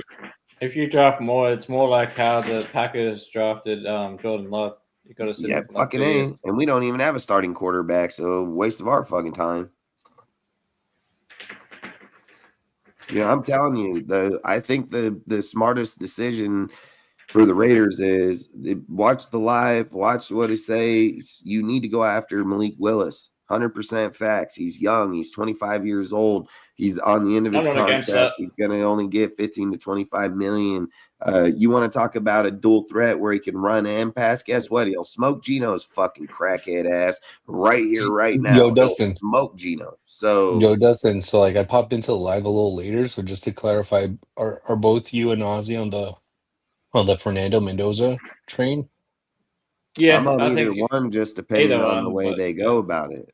I mean, if you got Malik Willis and you want to draft Dante Moore because you're developing him, which Dante Moore fits Clint Kubiak's system better than Fernando Mendoza. He's a better RPO guy. So you would take him over Mendoza, just to clarify? Like, if I had Malik Willis, I'm taking Dante Moore and sitting him for 2 years. Yes, 100%. If I don't got Malik Willis, I'm taking Fernando Mendoza. So who's your bridge guy? So I guess who's your bridge guy for the 2 years? I'm taking Fernando Mendoza, and I don't have Malik Willis. I'm keeping Aiden O'Connell. I just need him to go out there, talk to him, teach him the system. Aiden's a team guy. I mean, we don't need a Super Bowl champion to explain the play. And not only that, no matter what quarterback comes here, unless his name's Derek Carr, because Derek Carr and Brock Purdy and fucking Sam Darnold are the ones only really played in a Kubiak system at the moment. So whoever is here is going to be learning it all together. So if I was going to say the quarterback to teach a guy like Fernando, if we weren't getting Malik, would 100% be Aiden O'Connell for me. The guy's just too good of a dude. He's all about the team. He'll do whatever it takes. He'll even teach him knowing his job's on the line. I'm taking Aiden on Fernando. Well, that's been my. I'm shooting for Malik like 100%. Like if I can get Malik Willis in this offseason, like 100 or 25 million of that fucking 121 is going to that motherfucker for sure. That would be, I'm not against either move. Either start Aiden O'Connell, draft Fernando, or like you said, get Malik Willis and start fucking. Tom Brady said, get Dante Moore for 2 years to sit for 2 years. Tom Brady said, no matter what quarterback we draft, we'll sit for a year, no matter what. Nobody has seen the daylight of Cam Miller's not been talked about in any conversations this year. Nothing. He's just there to learn and fucking and go from there. If he gets Fernando, it'll be the same thing. He'll let him challenge, and if he's a clear cut in practice, I think they'll have a conversation then. But I also strongly believe that they'll say, like, no matter where the development is on the player, Tom Brady will want to sit him to learn through the season. So that's where I think Malik comes in play. No matter who we draft, we need a Malik Willis or some type of veteran, younger quarterback here. Like, Malik is in the league for 4 years. This will be his 5th. He's considered he'll be in his 2nd contract, a veteran quarterback, and he's still young. He's 25. So you don't want a dude that's fucking 40. You know, Phillip Rivers, if we brought him here for a year and just to develop a guy, I mean, I would have no problem with that, but he's not going to do that, I don't think. So I would just say, I think when you're developing. What about Joe Flacco if it was just to develop, like you're saying with Phillip Rivers? Who? Joe Flacco. For the same thing you said about Phillips. Flacco's coming here, but if I'm going to be honest with you guys, I think Joe Flacco's the Chiefs quarterback week 1. Like, if I'm just being honest, I think he has a better chance to be the Chiefs quarterback with Patrick Mahomes being injured the way that he played all year this year. I believe 100% he will be the Chiefs week 1 quarterback, if I'm just saying right now. Like, that's true. And Patrick Mahomes ain't going to be healthy for fucking half the year. He won't even be back till like mid-year. So and that's why hopefully we can early is be the Chiefs. Yeah, so I think Flacco has the best chance there, if I'm just being honest. Yeah, that makes sense. I think with us, would I like Joe Flacco? Yeah, but this is how I think about it. Today's teams are fast paced. They're young. They're all college kids just coming out. They're young gun motherfuckers. That's where they all have their most success. That's where dudes win Super Bowls and don't win them again for 10 fucking years, because it's the hype of the team that's coming out together and how they all gravitate into one with that youth. That's your explosion. You have a few veteran dudes on there, key dudes, but it's mostly the youth movement that pushes you into those deals. And that's why I think Brady and them were so good for so long, because they were drafting every year. Fuck good people. They would never give nobody an extended contract. They never re-sign a motherfucker outside of Tom Brady, maybe Gronk. They never signed Edelman, Wes Welker, somebody of those factors. Logan Makings, they never gave contracts to players. They just redrafted them. So they were always having young players, always up and coming, moving. You know, I think when you get to a certain point, you become systematic. I think you become systematic and your team becomes systematic. You take a young kid right now, put him on the field, he's going to try shit other teams won't, like Jackson Dart. He don't care. He gets knocked out 15 times as long as he gets to a Super Bowl and wins one. He don't give a fuck. You know, like, but there's other guys where they're like, can't even take a fucking hit, can't even jeopardize themselves. And then not only that, nor will they. They'll be like Geno, hold on to the ball and take the sack. Y'all don't want to fuck up my fucking QBR. Don't want to fuck up my completion percentage. Your QBR is like 23, bitch, and your completion ratio is fake because you falsify it. You'll fucking hold on to the ball on a 4th down, motherfucker. You don't even throw the ball. You fucking 10 yards behind the line, 20 yards behind the line, you take the sack instead of throwing the bitch out of bounds. Like, the guy is protecting his stats. Geno's a piece of shit. Anybody that watches football knows this guy is a fucking cancer to our fucking team, just straight the fuck up. So I think if you're trying to change culture and so on, you got to change the whole building. That's why I think Max's days are just numbered, because that's what I said about Max. Yeah, he's gone, dude. Coaches, he can't be louder than the coaches. He can't be the loudest man in there. He doesn't have coaching fucking capabilities. He has I can wreck motherfuckers by myself capabilities. That's what he has.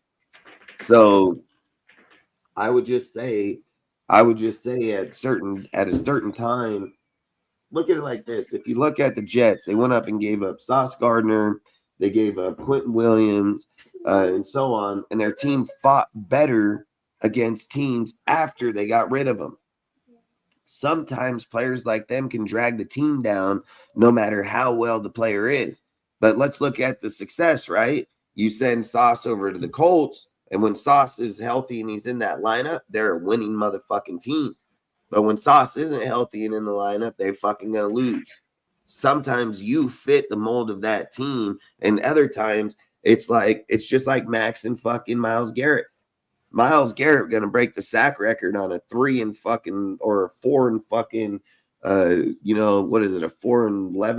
12 team. It doesn't matter if he breaks the sack record, he's still shit. Still on a shit team. His value of 22 sacks or 23 got him 4 fucking wins. Woo fucking who? Woo fucking who? That's what I said when it comes to Max, and why I think we need a fresh rebuild and just bring in new guys. Or Garrett winning, out of those 4 games won, I'm pretty sure Shador won 2 of them just by what I've seen. So I would have to go see the other 2 fucking games. But I don't know if Myles Garrett has won any game himself. So when you look in today's era, sometimes devoting on the defense is just a waste of fucking time. Like just straight fucking facts. Yeah. If you devote into the offense that puts up points on the board, that's where you'll have more success sooner. You'll be able to be competitive. You'll be able to win games, because if you have a good offense, I don't give a fuck if you have the 32nd ranked defense in the NFL. If you have a top 10 offense, top 15 offense, I guarantee you win 5-6 games every year, every fucking year. Offense puts up points. They're the ones that can compete for wins. Defense, Dustin, yeah, I agree. And I think like the exception to that general rule is if you just have like one of these like generational defenses, like the 2000 Ravens, the 2015 Broncos, where you have them like creating lots of turnovers and generating points off those turnovers, where you could carry a team. The 2002, 2003 Bucks come to mind as well. But yes, typically it is like an offense is going to outweigh the defense, especially in today's NFL where the rules are so much in favor and biased in favor of the offense. Those defenses don't exist no more because you can't play that type of football no more. So you're 100% right in the aspect of that time, but our time, that those games don't exist no more. Go look at the Bears and the Niners game, right? What was the points? Like 42-38, something like that, some crazy as fuck. And both of them are supposed to have good defenses, good fucking teams. You can't tell me Robert Saleh is a good defensive coordinator when the team he's going against put up 38 fucking points and had a chance to win the fucking game due to their fucking error. Like, there's nothing that said the defense was what controlled any part of that game. What it says is the offense marched right down the goddamn field, scored fucking points, and so did their offense. That's what that says. It basically says the offenses controlled that game both ways, and one fucked it up at the end. And you can't be a team that says, well, if I put up 35 and you put up 38, but my defense stopped you on the last game on a 4th down, fucking get the fuck out of here. Get the fuck out of here. So what? Out of fucking 60 minutes played in the fucking game, you beat me, or did we beat ourselves on the clock and not getting there? You didn't fucking beat me. You didn't stop me. You didn't fucking slow me down at any fucking point in the game. But anytime I feel like you passed 21 points, the defense is no longer a conversation. You can't say, oh yeah, our defense, man, they held down good today, man, and fucking 38 fucking points. Like, you can't say that shit. You know, like, if your team's 21 points and under, I'd even give an exception to 24, but I would say 21 and under, 24 at the most. I would say that's a good, probably defensively led team. But you fucking bring up 35 fucking points, 38, 40, man, fuck, don't talk to me about your fucking defense, man. Your defense got beat the fuck up on. That's what happened. So you can't put up numbers like that and talk about a defense. You know, and that's the kind of things that scare me, where people are like, bring Saleh in here and he's gonna change. Bullshit. Fucking guy over there on the goddamn Niners with the stacked ass team, and we gonna fucking get put up 38, and we're gonna go beat him with Max. He got Nick Bosa and some. Like, fuck it on, man. Like, I feel like Saleh is the worst coach for the Raiders just because of what he did with the Jets. You know, like, the guy didn't do shit.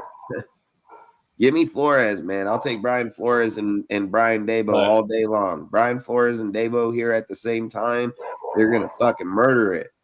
But I also heard reports, dude, that the Ravens might look to move off of Jim Harbaugh this year, and their number one target is fucking Brian Flores. So you put Brian Flores in the Ravens, man, he's gonna fuck some motherfuckers up, bro. Like, good luck. That's facts. At that point, do you think John retires as a coach? John Harbaugh? I don't think so. I mean, they're still good coaches. I mean, John can go to any fucking one of these broke teams, Atlanta, the Browns. I think his brother would pick him up. Yeah, maybe. I mean, don't get me wrong, but I think that'd be a knock against him. I think if I was John, I'm looking to go to Atlanta. I'm looking to go to the Tennessee, the Giants. I mean, I was gonna say New York, yeah. Yeah, don't get me wrong. He shows up there with Jackson Dart. I mean, he might keep Jackson Dart from killing himself. So, I mean, I don't know. I mean, like I said, he's taking a head coaching job. I mean, he goes and what's he gonna do? Call fucking punt returns? Like, I don't see him fucking. You got to remember, he was a special teams coordinator before he became a head coach. So I don't know if he's learned very much of the defensive part, but that's why people don't underestimate Jim. Jim is the guy that knows the offense and defense. Jim created a fucking defense, dude, that he's ran structured with him his whole career in fucking football. He calls offense off of it. That's right. Like, and that's facts. And I would also argue that back when he had Colin Kaepernick, when he designed that defense for the Niners, that's like why the Niners have been good for so long. Like if you go back to, what was it, the mid 2000s? Yeah, it'd have been like 12 through 14, somewhere in there. Yeah, somewhere in there. When he was running that defense. 11, 12, 13, 14, something like that. Yeah, when we had Kaepernick as the quarterback and shit. Like he designed. You got to remember, he was the one that traded Alex Smith to fucking Andy Reid, dude. When everybody said Alex Smith was a joke, and then he goes over to Andy Reid and puts up 13 wins that year. Yep, that's fast. Yeah, it took, because I think when the Chiefs, like, I think it was something like 50 years they'd been like trash before they got Alex Smith or something. Dude. Yeah, they were always had quarterbacks like Pigpen and all those motherfuckers. I think there was like a stat or like a thing with the Chiefs where they were like shit for like 50 years before they got Smith and Andy Reid. Some shit. At quarterback I'm talking about. Like they had no, I don't know, I think it was a long time or something. Yeah, I mean in 2013 they picked first overall. They picked Eric Fisher. They were the worst team in the NFL 12 years ago, 13 years ago. Yeah, that's what I was saying. 12, 13 years ago, they're like the worst team in the NFL. You want to know it's crazy that fucking Chiefs fans are calling for Andy Reid's head right now. Fucking they're fucking stupid, and I think that's just crazy as fuck, dude. Like these guys they're fucking. Shit, I'd pick him up in a second. Yeah, fuck. Say again. Andy Reid. I think. I'd pick him up in a second, dude. I'd pick him up in a second. Yeah. Fuck, if you told me Andy Reid or Clint Kubiak fucking this year, I'm fucking hiring Andy Reid fucking all day, every day. Fuck, Clint Kubiak ain't even a conversation to me at that point. No way in hell. That's facts, because Andy came out at the same time as John. And that same fucking. If Andy can not eat up, Andy here in Vegas would be a fucking heart attack waiting, dude. I mean, his little fat ass couldn't stay off the buffet here. He would be fucking he'd be choking over here in no time. So yeah, I'm just laughing because I made a joke post a while back about fucking Andy and his burgers a while back, and now Jay just reminded me of it. I know, I told you I was gonna charge it. Mama, don't open the door. I gotta charge it, bro. I know, I gotta charge it for you. Didn't I tell you I'll have it ready for you in the morning? I said, bro, I know where it is. I'll have it for you in the morning. I know, I'll get it for you ready in the morning.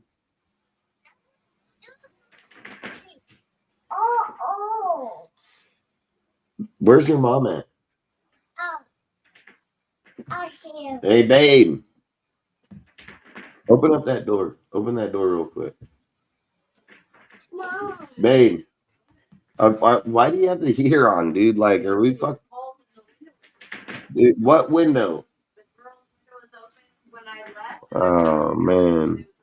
I feel like I'm a fucking dying this motherfucker, dude. Like, literally. Like, holy shit. He said, how do I join you guys? Like, what? Come on the show? You want to come on the show?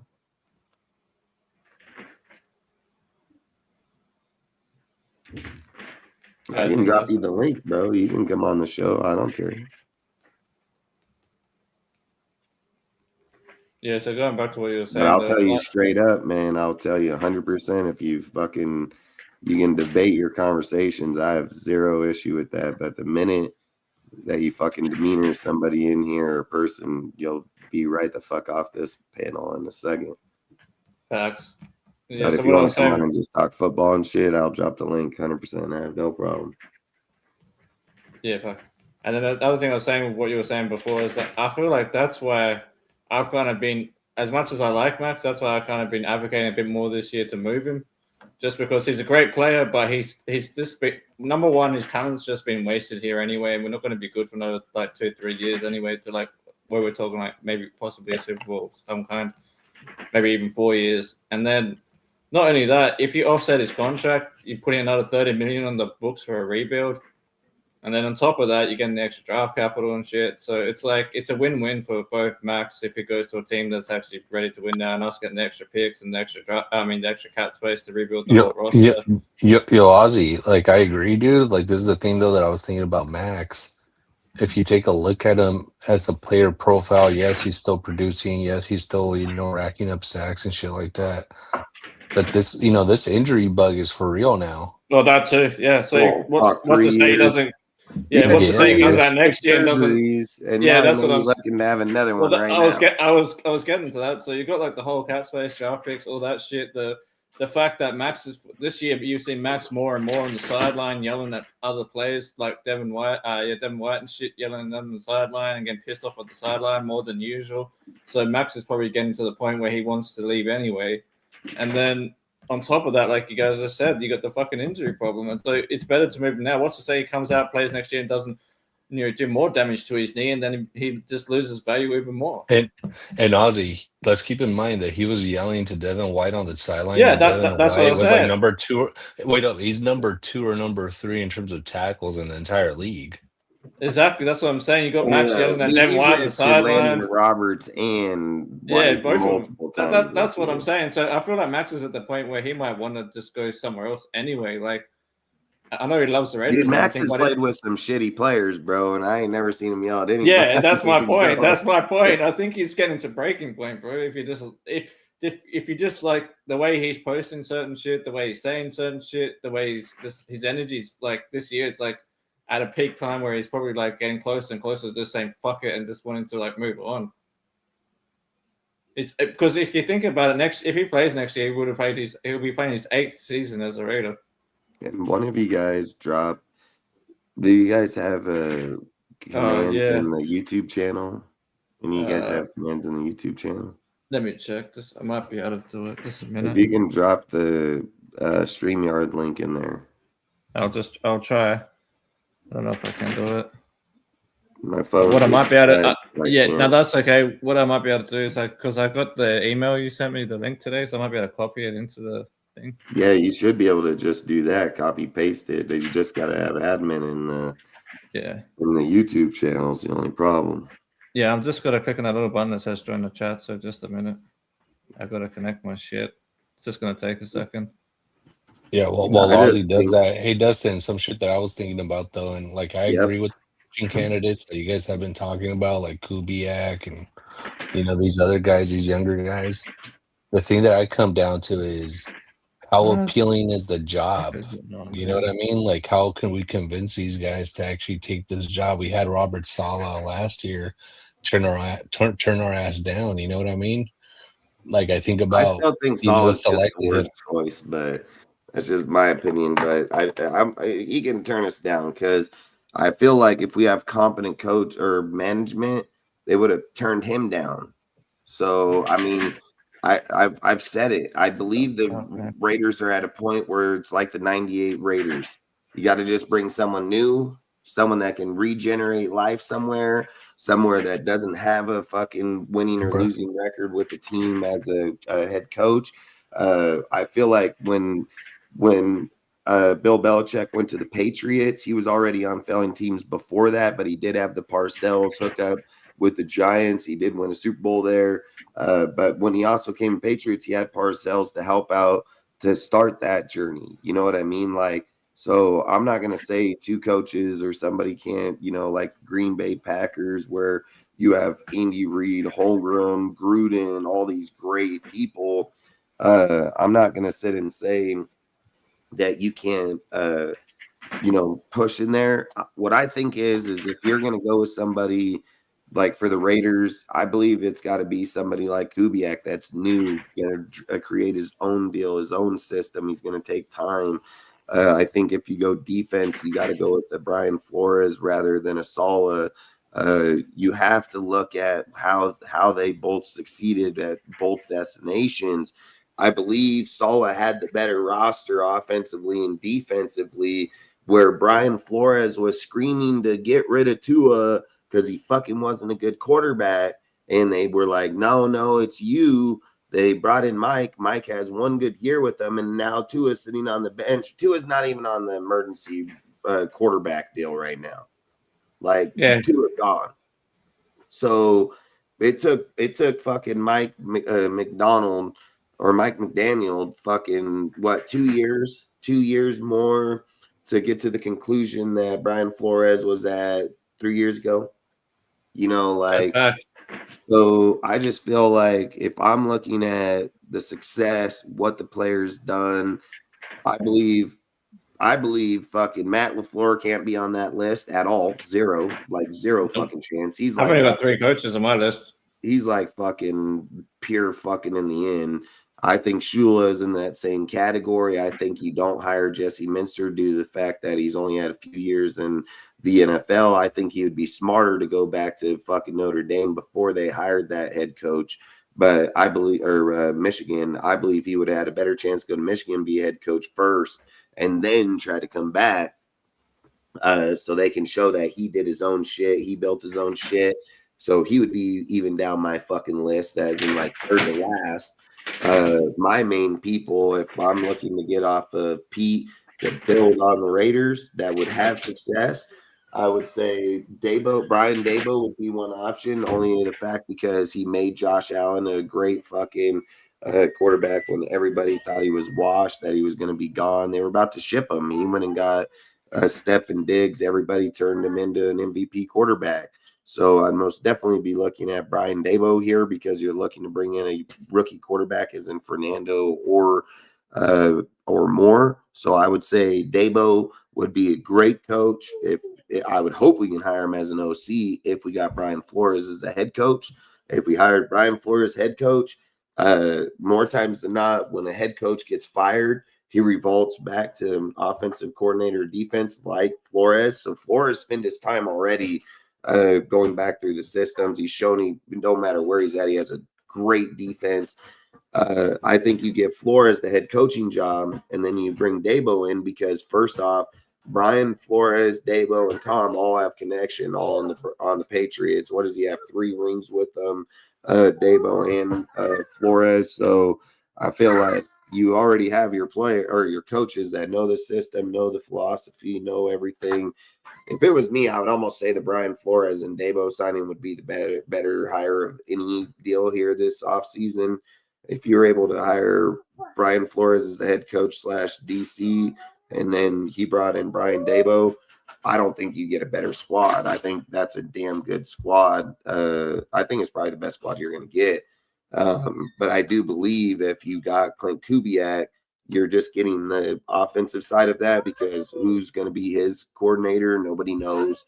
The only guy I've said I can only see one of 2 people.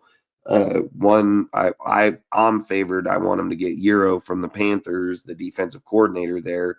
Most of the time, coaches don't make lateral moves, let alone will a team allow it.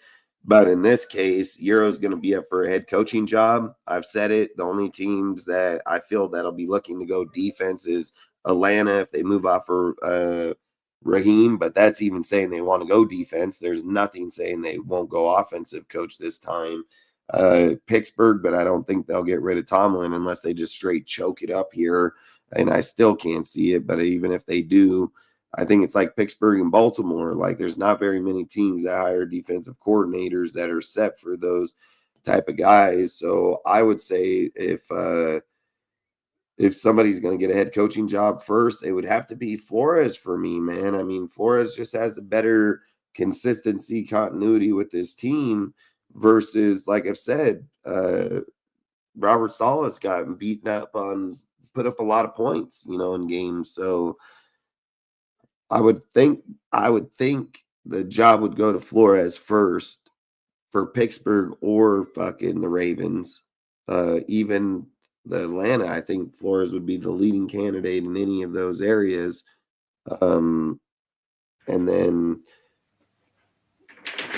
so for Clint Kubiak, it's going to be Euro. So my point is he would probably get the head coaching job. Then Euro would be resulted to go back as a head coach or a defensive coordinator somewhere. He doesn't have to go back to the Panthers. Panthers can offer contract, but he's not obligated back to the Panthers. So if Clint Kubiak was coming out and he's going to be the head coach / OC, he'd already been on a coaching staff with Euro with the Broncos when they won the Super Bowl with Peyton. He was on the same staff there. So I would say it would make sense for Clint if he's going to try to have success. I mean, look at the Panthers defense. Look at their team. Like, I think that team's more led by the defense than it is offensively. And long story short, I think Euro here would be a great hire. But if you don't get Euro, the only other guy I can think, and this would be a lateral move, and then you would have to get permission, which would be asking Seattle if you can take the defensive coordinator for Seattle, which again, he's not the play caller. That's definitely Mike McDonald. So I can see fucking Kubiak leaving and getting the DC for the Seahawks only due to the fact that he don't call plays. So I think they would probably allow it and allow the move because it would allow that guy to be able to call his own plays now and show people who he is. So I think Seattle would release him. And I think his name's Aiden too. His name's Aiden fucking something, but it's gonna have to be a move like that if it's gonna be Clint. Like if I was Clint, I would even try to go after Dabo. Like, listen, if I was Tom and has the connection with Brian Dabo and he's out right now, I'm fucking trying to bring that motherfucker here. Like, if I'm just being honest, like we're gonna fault him for the Aiden Dirty. Sorry, organization. The coordinator you're saying is that Aiden Dirty. I think that's how you say it. Dirty. He's the fucking he's the DC there, but he's not the one that calls the plays. No, McDonald is because he comes from the Ravens, which is McDonald's is the play caller. 100%. He has a shoot in his hand no more than Sean McVay has it in his hand over LaFleur. So they're just fucking message relayers, but the main dude on that deal is him. So. And more times than not, the OC in those deals become pass game coordinators in those deals.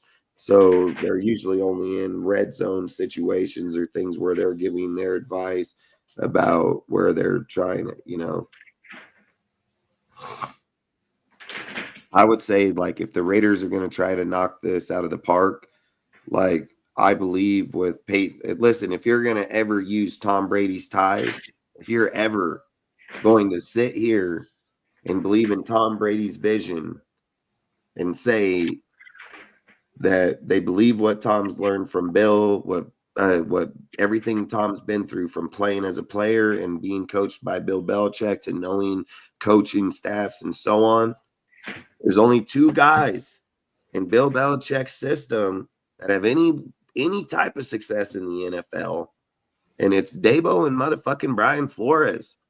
And they were all there with the Patriots and won Super Bowl rings with Tom fucking Brady.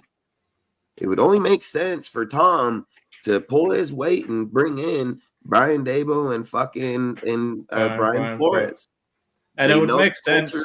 They know it all. It's already established. You're not bringing in two different dudes that believe in two different fucking things and are saying two different fucking things behind people. When they both talk, they talk same language because they came from the same place. They know the same shit. Yeah, they believe in the that's what I'm same saying. It makes sense. philosophy. They believe in the same culture. They believe in the same fucking everything. Nobody's gonna go behind nobody because they believe the same shit.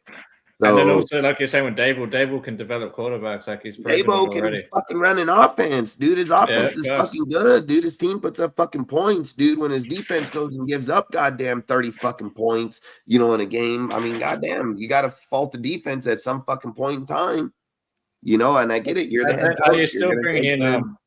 And you would still bring in Evero, take it? Like Evero would be your first choice at DC still? Who? The Evero from the Panthers would still be the DC. If you bring in Brian Flores and Dabo? Yeah, saying if you bring Brian Flores, Dabo, who would you make the defensive coordinator at that point? Oh, it's 100% going to be Brian Flores. No, I meant like I'm saying that the head coach slash DC. Yeah, but I mean, who would be like, you know, who would be the Greg Olsen to John Gruden? That I would have to research, and it would probably. You know what? I think I already researched it, and it's the dude over there with him right now on the Vikings. I think I already did research that, and it's the dude Vikings defensive coordinator. Yes, the Vikings defense, and it's the. I think he's the D-line coach, or he's his second-hand man. He will bring him for sure. Like, and I already did that with what's his name over there too. Who is that? The quarterback coach, I think there. OC or quarterback coach, one of them. But like I've said, I think you can have. I think you'll have a better hiring with Flores and Dabo, if I'm just being honest. They're both successful in the NFL. They both run fucking winning deals. Like, you've got to both tandem. And I've said it. The defensive coordinator only goes as far as the offensive coordinator that carries them. So if you're bringing Dabo in, knowing that you got about Marcus Dixon, is that the one you meant? Marcus Dixon, the D-line coach for the thingy? I can look at my computer, but I would have to look when we're done. But I have him on the deal for who it is with Flores. Fucking yeah, because that's the D-line coach. He's gonna be you'll just look for the Greg Olsen of the fucking defense for him. Yeah, well, that's what I was thinking. That's been with him. I think he came from Miami with them over there to that place. So if that guy was in Miami with them, then I would say yes. If he's not, Miami was what, 2018 or something? I'm trying to think of what year. No, I don't know. He was in Miami just a few years ago. Fucking. Was it 2020? Oh, let's just say maybe right before COVID or during COVID, somewhere. So 2019. Hey fellas, I gotta bounce out because I gotta get up early. But it was great chatting with you guys. I'll be in the chat. Have a good night, man. So have a good one. Salute, fellas. Go Raiders. Merry Christmas, bro. Hopefully. You too, man. Happy holidays. Appreciate you guys. Peace.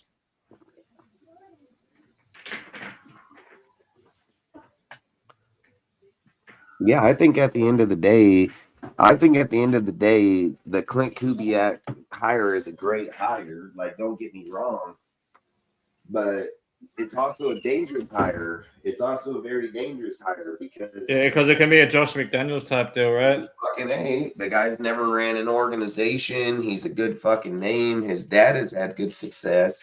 There's people he knows that's had it. The way that he runs the offense and, you know, gets along with everybody. I'm not going to say he can't be a great coach. Like, everybody's got to start somewhere. You got to fail somewhere to be good. So if he was going to come here, I'm not going to say he wouldn't. But I would say, like, if you're looking to rebuild a squad, like if you're here to rebuild a squad, right? I think you're better to rebuild a squad with veteran coaches versus a first-timer. You know, like, if I'm just being honest, you know, I think when you have guys that, like, again, Brian Flores over in Miami, you had a vision that he wanted. Patrick Graham was with him in Miami. So I'm just saying, I'm looking at 2019 stuff with Brian Flores and him. We can keep Patrick Graham here at that point. I mean, Patrick Graham has talked about wanting to leave at the end of this year because of the fact that he wanted to leave at the end of this year because he feels like the Raiders are suffocating his chance at being a head coach in the NFL. But if you were to bring Flores here and then pair him with Graham and let Dabo run the offense, mean, you got a good And offense. then the other thing is they've also all been a part of the Patriot system at one point too.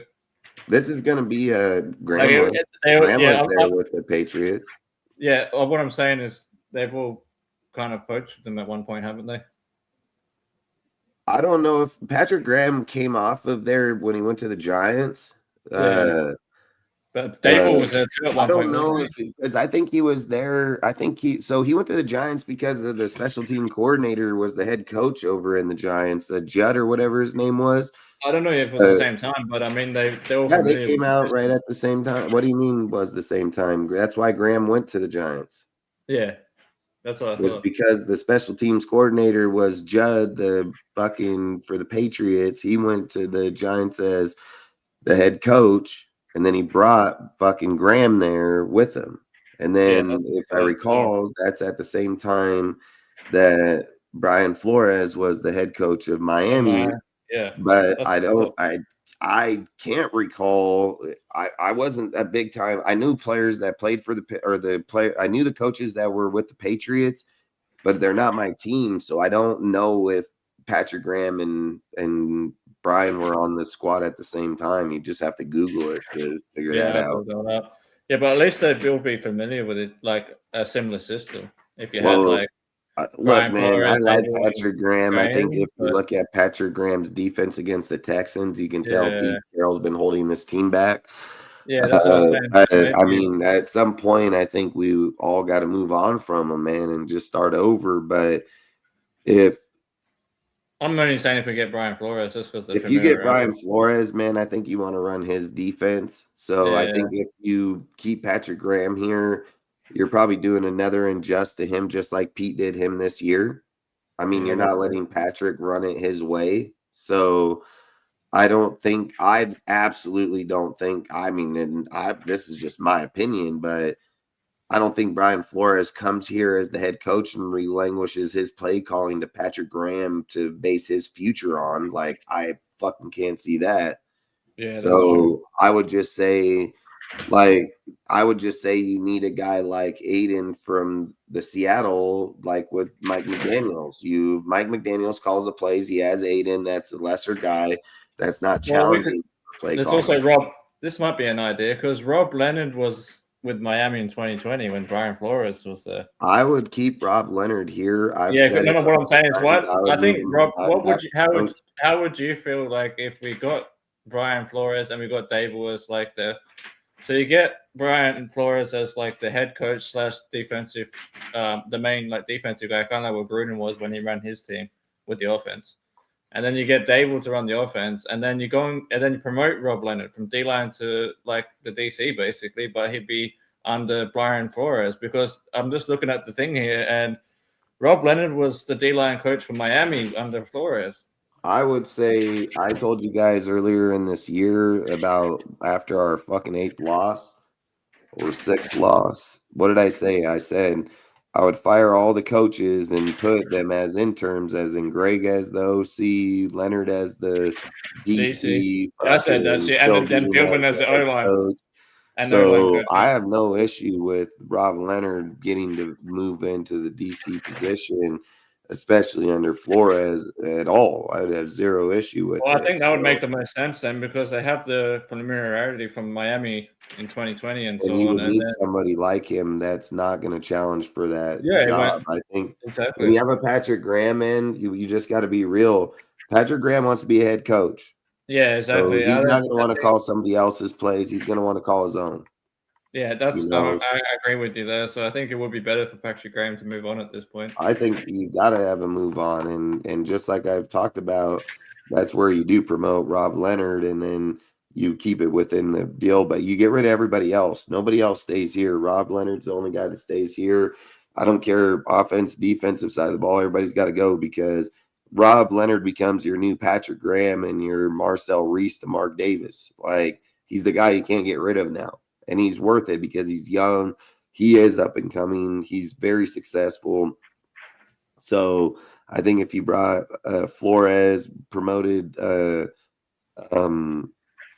Leonard to the DC, but he's not calling plays. He's just going to be there because Yeah, he's he's a learning motivator. under Flores because it'd be good for Rob Lennon to learn under him too, like to Yep. help. And then you bring in help him grow Dabo as to a run coach. that offense, man. I think you can make playoff right away. I mean, you think got that's two guys that that's are a good trio, to be both. honest. You would have a good. I think that's in my opinion, that's the kind of roster you need. You got to find a way to get some motherfuckers that are successful at organizations and what they do. And people say, "Oh, well, he's not successful because he got fired." Bullshit. Most times, dude, look at Steve Spagnuolo. He sucked dick as a head coach, and he dominates as a defensive coordinator. Like fucking. Sometimes you just gotta get fired to go back and do what you do to be good at it again. So. If I'm just being honest, I believe I also think Flores. I'm going to be honest. I think Flores is good too because he has that attitude that we need. That's going to like Brian Flores discipline has the a team. fucking winning fucking percentage better than Yeah. goddamn fucking Salah's trash ass. Well, Brian 100%. Flores went to a worser off team when he took that Miami job than Salah did with the Jets. There's not any fucking time that. But Flores was there that he had Aaron Rodgers and that offense put on his fucking team over there with that defense. Like Salah had a defense, he had an offense, they couldn't win.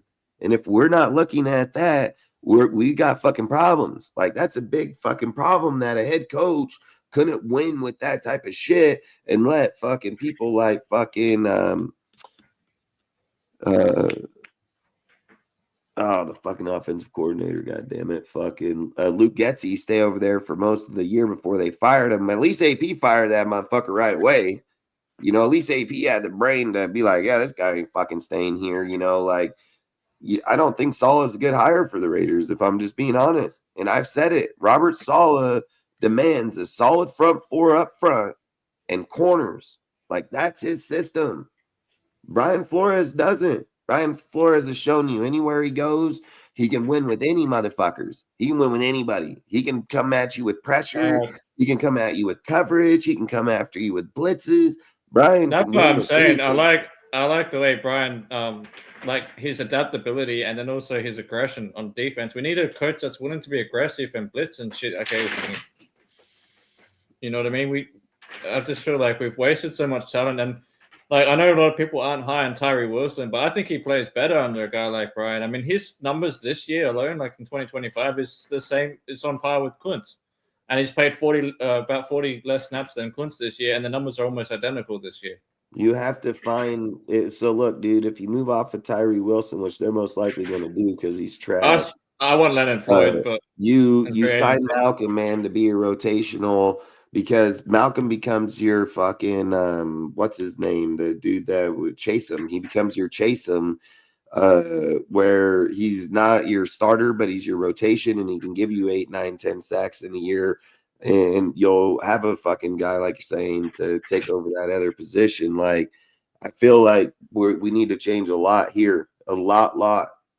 You know, you guys are cool with having Kai Blue Kelly on this team. Like sometimes you're just a broken clock is right 2 times a day. And in that game, the quarterback threw the ball at him 3 fucking times right in his arms. Like that's not because the motherfucker was just, oh, fuck, let me jump the route here. No, it was because the quarterback overthrew the fucking player and it went right in the motherfucker's chest. You know, like I've said it, dude. Kai Blue Kelly is a goddamn Amik Robinson / fucking Trayvon Morick. Sometimes you're just in the right place at the right fucking time. Like the fucking guy is horrible, dude. You know, we're over here like, oh, Eric Stokes, he's done a great fucking job. Oh, okay. Fuck. How many teams have scored fucking 40 points on us this year? Like, I'm not fan of Stokes either. 30. The only corner that I would like to see that development is Porter, and that's it. Like, dude, there ain't a goddamn corner. Where the fuck did Richardson go? Where did DeCamerion Richardson go? Where the fuck did he go? That motherfucker was playing just fine last year. He had the last 5 games of the season played at a hella good level, and motherfucker ain't even. I haven't seen him 1 fucking time this year. Did they lock him up in the basement? That fool in the basement locked up? Like where the fuck is he? And we're playing people like Kai Blue Kelly that gets burnt on. Just burnt on. That's facts. And I said this earlier in a post in the season on IG about Carroll fucking like holding players back and shit. Dude, we're talking about bringing back Pete here that can't get off of Gino's dick, fucking Lockett or any fucking broke back player on this fucking team. People are sitting there saying that fucking Devin White is a good fucking linebacker for us because he leads the leagues in tackles. I don't give a fuck. Give a fuck if he leads the league in tackles. The guy is garbage as fuck when it comes to playing coverage or getting after motherfucker. Yeah. When you gotta sit in the gap. When you got to sit in a gap, your job is to sit in a gap. Most defenses that take snaps on the field and most offenses take snaps on the field in a 17-game season take over 1,100 fucking snaps. So if you're telling me over 1,100 snaps that 150 of them motherfuckers went up his gap and he got it, well, fucking good job. Good fucking job. That's not even 10%. It's not even 10% in his own gap. It'd be 1,000 at 100 would be 10%. It would be 1,100 plus in snap count for offense defense. So fuck no, dude. The guy is not fucking good. There's a reason Max Crosby over there telling the motherfucker, like, you playing the fuck out of spot. Like, you're not in your fucking spot. Get in your fucking spot. Need you to play all over the field. Just play where you're supposed to stay at. Motherfucking try and be Superman over here. The best hire, if I'm just going to be honest, in my own opinion, with Pete Carroll is Jamal Adams. Like, if I'm just going to be honest, Jamal Adams is the best player the Raiders have hired this offseason or during this season. That's the best player. It's the only one I'd even consider keeping on. Yeah, it's the only fucking guy. Everybody else, I'd fire every last fucking one of these motherfuckers, all of them. That's what I was saying. I reviewed the whole. Wouldn't even be a thought in my mind because I don't even know who the fuck he is on the team when he's playing. Anyways, I don't even fucking know where the guy's at, dude. I mean, maybe he looks so good because no one throws over there. You know, fucking they just pick on Kai Blue. They're like, fuck, I get 100 and some yards a game on Kai Blue. I'll fucking throw the ball over there. Sometimes one dude's bad fucking success fucking makes another dude's good success. That's facts. You know, fuck, if you know you can beat up on this motherfucker, why are you even going to throw the ball over there? That's what I'm saying. We have to get a free agent corner this year, like a good one.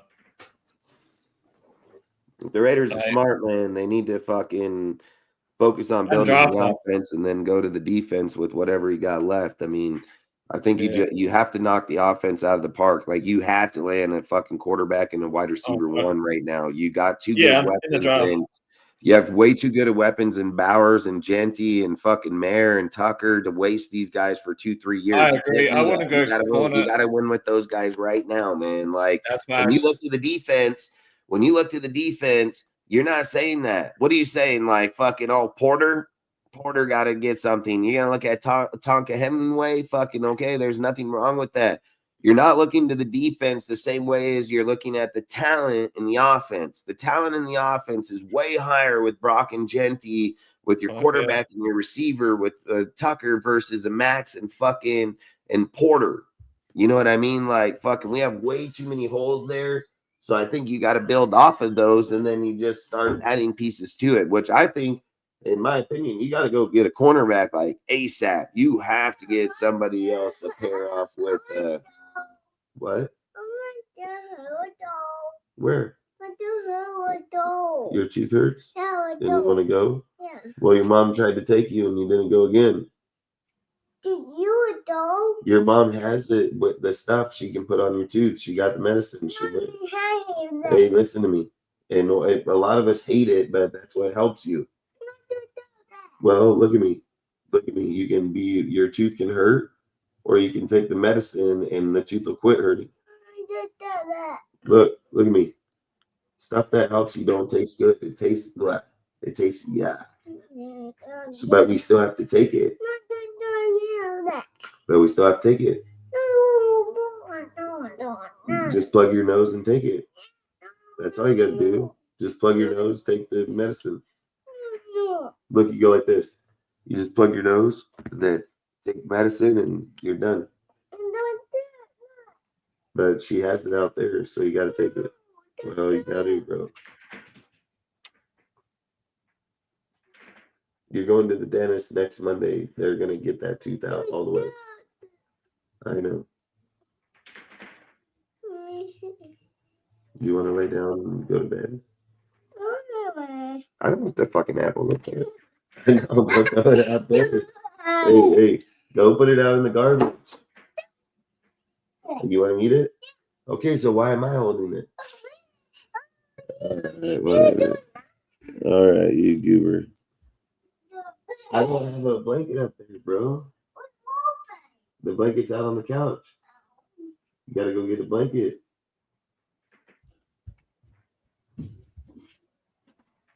This guy is crazy. I think we're pretty crazy these days. Say again?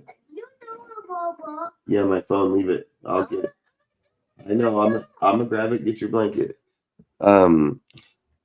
Yeah, I just think, like I said, I just think with the way the team is going right now, you're gonna have people like Malcolm, which you can probably sign and get him on a few because Malcolm's loyal Raider. I mean, he literally took that contract with us. He could have got more money and went somewhere else. And I believe Malcolm is just like Max, dude. He's loyal to the Raiders. I think when you're looking at a few pieces like Porter, Chin, Paulo, but Paulo misses some big plays too. He misses a lot of tackles. There's a lot of players that need the whole linebacking core got to go. The whole. Yeah, I made a post about that one. We definitely need a whole linebacking, new linebacking core. I think you gotta change a lot defensively. I believe. All right, put it down here on the ground right there. Yeah, that's yours. I know. No one's touching it. It's yours. Did you get the blanket? But I do believe, like, if you're gonna do something, then that's the direction. But I'm telling you, man, my number one deal would be push for Willis. Like, I would push for Willis 100%. Yeah, I have no problem with that. Be a superstar. Use him as a if he can just win 4 games or 7 games a year and at least stay competitive during the games, it's okay to lose with him, man. If you were able to go get Fernando this year and Jeremiah Smith next year, I'll be okay with that, and I'll be okay with Willis losing because he's only 25. He's trying to become somebody in the NFL. So it's like you have that double-sided sword there. You're expecting him to not win, but if he wins, fuck, you're off. Yeah, I think I agree with that because I think you bring in Willis. Like, just say the ceiling is kind of like if you plug the 2 offensive linemen in free agency and then you plug in a wide receiver or you draft one to go with Tucker and that, and then you also add maybe you get a backup running back to Genty in the draft, like 4th round or something. Someone that's I would get dude from Penn State. I'd bring Penn State. I've got 2. The one you're saying from Penn State or the guy from Minnesota, Darius Taylor. Either one of those 2 would be fine. I'll take dude from Penn State. Dude's a fucking workhorse, bro. Behind Genty, holy shit. We're that's what I'm saying, like a 1-2 punch. And then if Willis plays well, like he is at Green Bay, we could win 8 or 9 games. If you got Dabo or fucking, and you get Dabo or coaching that team. Look, I'm telling you, man. The more I think about it, I would go Brian Flores and Dabo. Yeah, I'm going to put a post up, but I do after. You just have more continuity with the Brian Dabo and Flores. And then you add Lennon as a DC. Get a quarterback that they can work on right now while they're developing their other. Nobody wants to develop nobody wants to draft first-year quarterback and play a first-year quarterback. Nobody wants to do it. Just teams are forced to do it. Teams are forced to do it all the time because they suck. It's the only reason why they do it. Yeah, and it's stupid to do that. It fucks their development. So you look at the Chiefs. They went out, they traded for fucking Alex Smith from the Niners from Jim Harbaugh, took him over, had a winning season. They won 13 fucking games. They drafted. They were back in the back, and they traded up to 10. I think the Chiefs traded. Yeah, they traded up to 10. Yeah, they traded from like 15. They traded from like 22 to 10. Yeah, something like that. 15 to 20 to 10. And got Mahomes. Then Mahomes sat that year when they went again 13 fucking wins. And then they decided to move off of him at the end of the year, Smith, and went with Mahomes. And I think that's what we got to do. Like, we got to have that veteran bridge quarterback that we play for a year, or like, someone at least in the 25s. Let's have some playing time, and then have the guy sit for a year, whoever we draft, or it's The more. only thing I would say here is Willis can earn to fight that job because he's young. When true. Smith took that job, he wasn't young. He was older, on the older side, and already. Yeah, but that might be a good problem to have, because it might be like the Patriots where they can just trade one of them. You know what I mean? Thank you, man. You're so well, thank you, man. Thank you, bro. I mean, why do you guys make such a fucking mess on this bed, bro? Like, how? Look at this. Look at this shit. You fucking guys are like fucking crazy. I just cleaned this shit. I literally just fucking vacuumed the floor, everything. Every single day. And you guys fucking. I mean, you go absolutely batshit crazy. And you wonder why we have to. No. Don't put my shit on there. Put my cord down. That thing's charged. I'll charge you right here in a minute. Here, you get up here and lay down. Time for 9-8. Come on. You say you want to go 9-8? Get your blanket. Where's your blankie? All right, come on. No, leave that in here. Bring it in here. Come on, we'll put it right here on the floor, bro. Come on. Bring it. Put it right here. Put it right here on the ground. Right here. On the ground. All right, there you go. Put it down there. All right, hop up here. Lay down. What is this? This isn't a blanket, bro. All right, but this is. Wait for dust to come back. So yeah, what I'm saying is, we're gonna get the right coach stuff. We're gonna pick up like 5 key free agents from debt, and then draft well. We could be looking at 8 wins next season, maybe more. I mean, you get a wide receiver. You get 2 offensive linemen, draft a wide receiver, get a wide receiver, pick the offense first, use the remaining cap space to rebuild the linebacking core, get a corner.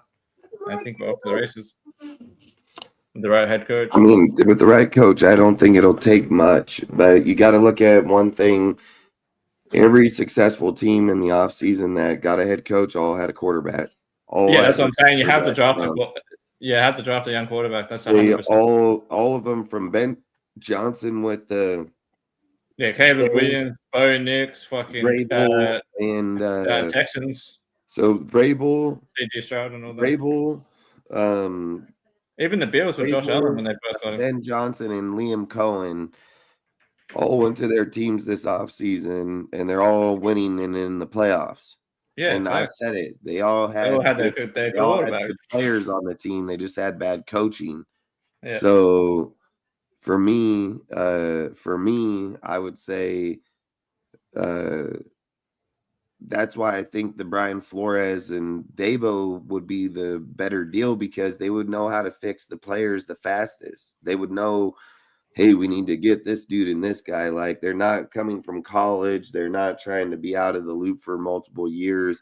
Like I've said, Dabo's a good coach, man, offensively. And Brian's a good defensive coach. He shows that he's one of the best, top 5, top 10 of the whole league. So, I mean, if you're telling me the Raiders can have a top 15 offense and defense, anything, we're going to be winners. We'll be in the goddamn playoffs. We've never had. Well, I think we can get to a top 15 offense. Yeah, I think we can get a top 15 offense and a top 15 defense if we make the right moves next offseason. Oh, dang. Is that your Spider-Man jersey? Yeah. Oh, it's a blanket sweater? Yeah. Oh, dang, that's sick, dude. What are you doing?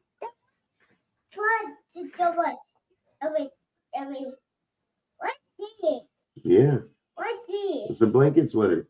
What? Spider-Man. Yeah, that's your Spidey one, dude. Yeah, I think you would have your best success with those. Can you close the door, bro? Close the door.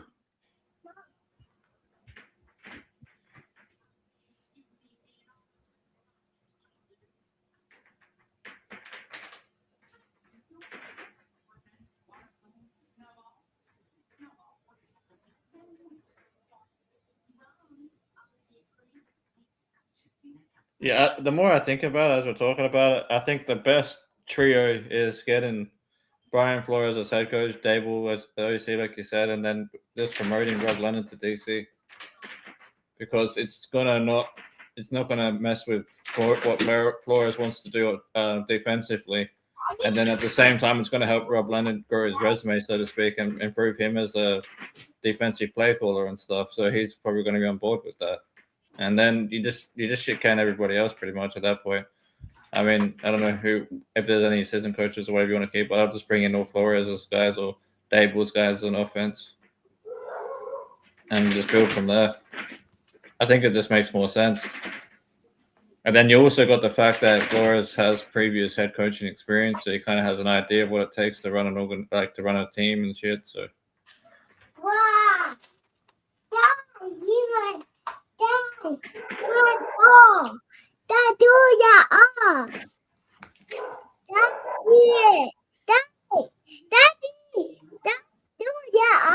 All right, put it up, dude. Let's go. Close my door. Let's go, dude. Close my door. Go out. Close my door. The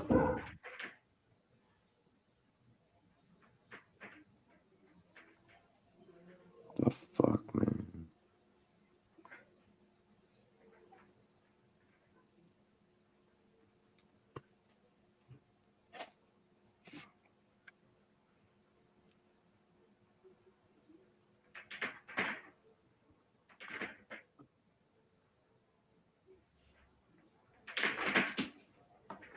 Yeah, just to let you know, I'll send you a collab for a post in a minute. I'm just gonna put a post. I'll give make one. I already got a post about it going up tomorrow, so you can make it all you want. Yeah, I think like I said, at the end of the day, I get it that certain names are intriguing. I think certain things, but I believe what makes good success in the NFL is making sure that the coaching staff, the tandems that you have. It's kind of why I'm glad that Dan Lanning came out and said that he's not going to ever coach in the NFL, that he's staying in college.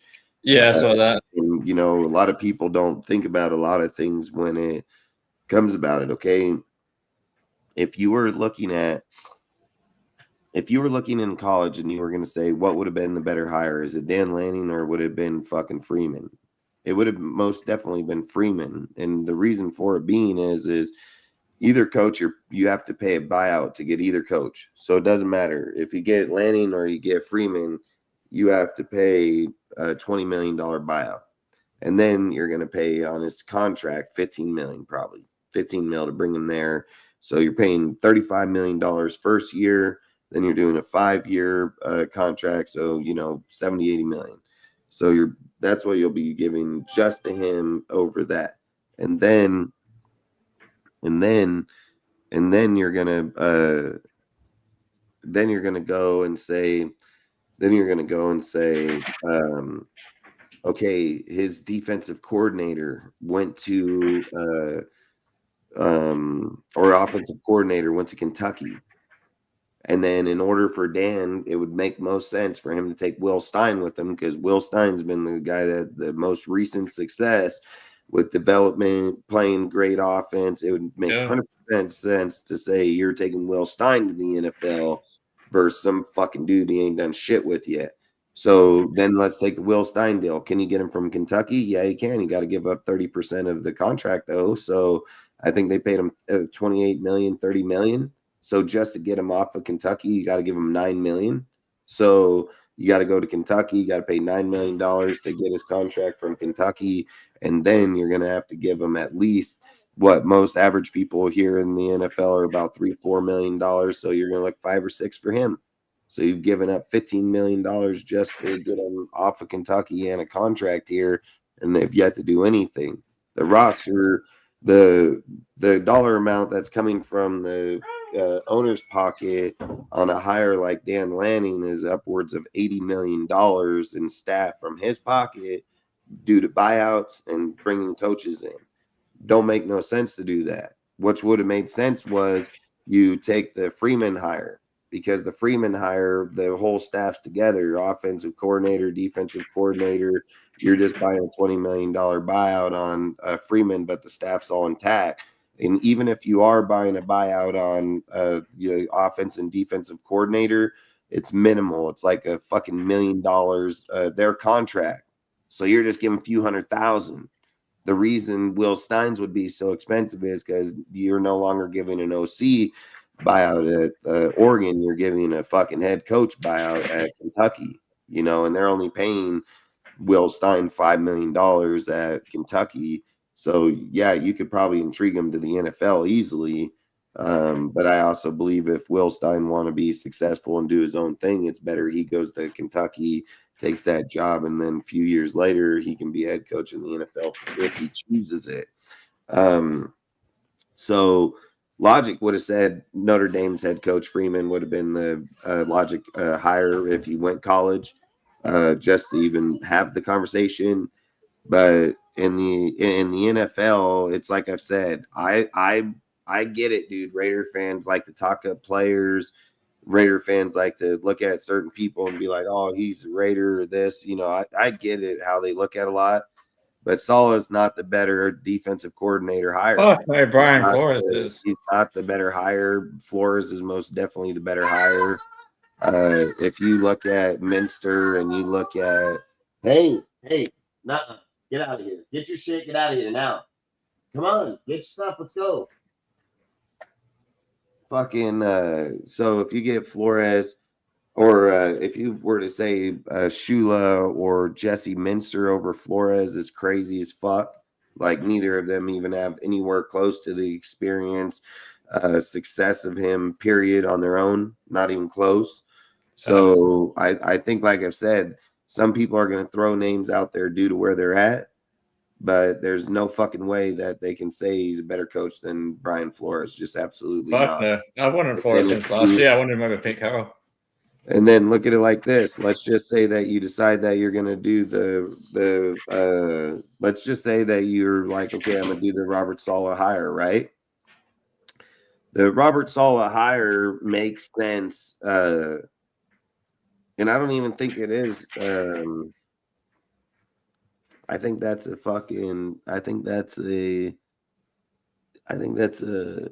Sean McVay guy. I think Zach Robinson's a Sean McVay guy for Milana, the OC. I think you're right. Yeah, not too So sure. he's a Sean McVay guy. So what my point is the only guy that I can see Robert Saleh, because Robert Saleh is going to have to hire an OC. He's going to have to go he's going to have to try to find one from the Kyle Shanahan tree, because when he went to the Jets, he couldn't find one for shit. They just sucked. So he's going to have to find one, which he's not going to be able to. In my deal, look, when Brian Flores went to Miami, right? Flores was only there for a few years, but Flores went through like 5 fucking offensive coordinators because Flores knew he had an issue with the OC right away. He knew, like, I'm not going to be successful. The OC here can't win or, score points. So he went through like 5. You can look it up. Like, Saleh went through 5 or 6. That's what I'm saying. He's an aggressive coach, man. He knows how to get it done. And when Robert Saleh went, he went with dude that Aaron Rodgers told him to pick. Rodgers was the one that said he wanted fucking Luke Getsy and shit. So he's controlled by players. Like, Saleh is a bad hire. I don't care. Yeah, I think Saleh would be the same as Pete Carroll, to be honest. Listen, every guy that comes out of the Kyle Shanahan tree, offense or defense, is successful, period. They're all successful. Fucking everybody that's out there. D'Amico Ryan's fucking successful. Bobby Slowick was successful, dude. Fucking multiple. Mike McDonald, or McDaniels, multiple people that come from the Kyle, regardless of either side, are usually pretty successful. Robert Saleh, in my opinion, is not like, oh my God, I have to fucking hire him. If we were sitting here saying like the best hire for the Raiders, and Saleh and Flores are both standing side by side, it's Flores, and it's not even close. Flores has done more with less, and that's what we have. That's what we have. So I think at the end of the day, we got to quit looking at our team like we're the Niners or we're the fucking Cowboys or we're the Steelers or this and that. When they brought in Josh McDaniels, I said straight up, we are not the motherfucking Patriots. We are not assembled like them. When they said we're going to move off of Derek Carr and we're going to go with Jimmy G, what did I say? Fucking talked about it for fucking months. I said, Jimmy G's success come from two of the best organizations defensively in this time. Top 3 defense, motherfucking top 3 defense with the Patriots, and he was top 3 defense with the motherfucking Niners. And he coming to the fucking Raiders that are 30th. You know, I told people straight up, like, that shit's not going to happen. Like, we cannot take a player's success from a proven organization and then say he's going to have that same success here. Right. You know why? They did the same thing with Gardner Minshew. You know why Brian Flores works? Because he's a fucking journeyman. He goes all over the fucking place, and one day he's going to find home, dude. And if Brian Flores goes to those Ravens, dude, because they get off a hardball, fuck, you can watch some dudes get their ass kicked. You're telling me Brian Flores gets that defense in the Baltimore and he's not going to motherfuck people? Bullshit. Like, Brian Flores is going to kill it. So I think if the Raiders are smart, I would love Clint Kubiak if the team was somewhat prepared. Like, if we were just if the offense was good to go and the defense wasn't, like, I'd be like, fuck it, let's get Clint. But the more and more we're getting closer to the offseason, and the more and more I sit here and say is like, yes, would a young offensive-minded OC be a great head coach for the Raiders? And yeah, but we're not just focused in the offense. We're not just focused at the quarterback. We are focused at offense and defense and rebuilding an organization. We're not here to just rebuild. I think that's why Ben Johnson went to the Bears, because if you look at the Bears, their defense was more established already than ours. Their offense and defense was established. You just need a good coach. Yeah, exactly. What was that dude? Matt fucking Matt Nagy or whatever, Nagy or something. Nagy, he was trash as fuck. He was trash as fuck, yeah. You know, so that's why I just say when you have a good coach, man, they'll change the whole deal. But again, he wasn't going in. Listen, Ben Johnson, motherfucking Liam Cohen, and Mike Vrabel, none of them went into a job where they had to rebuild anything close to us. Nowhere fucking close. 100%. Nowhere 100%. Close. They already had players in play. Yep. They didn't fucking rebuild a whole organization like what's going to take here. You know, like this team feels like, you know, the movie Big Daddy with Adam Sandler when they talk about the 5-year plan. Like, that's the Raiders right now. You know, AP said sarcastically on the show one day, fucking when they were talking to him, that it would take decades to fix the Raiders, which it's already has been. And don't get me wrong, like, at the end of the day, with attitude like that, yeah, you're not going to get it done. Is he right about how far we're off? Yeah, I'm not going to lie, but I think it's because everybody keeps approaching it the wrong way. Like, exactly. We've got to burn listen, if you hire Brian and Dabo, so if you hire Brian Dabo and Brian Flores, right? If you hire them and you tell them, hey, we're giving you 5 years, fully guaranteed, you won't be judged till year 3. Year 3 is when we will come in and we will start to have a executioner. Year 3 or 4. Year 3, if you're doing, you know, yay, we'll wait till 4 will cut you. But if we get to year 3 and your shit's taken off, well, then you fucking go do you.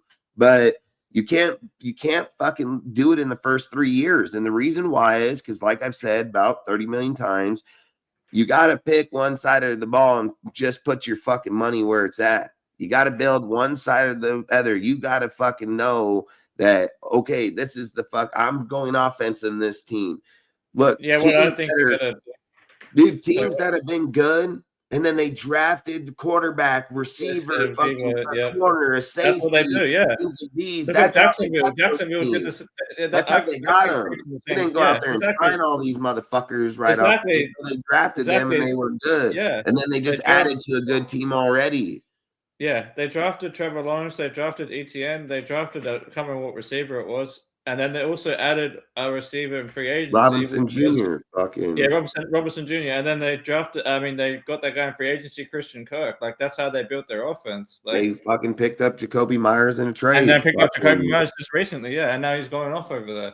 The teams are built through the drafts, dude, as teams get going. So you have to devote money to one side that you feel you're going to have the most success in.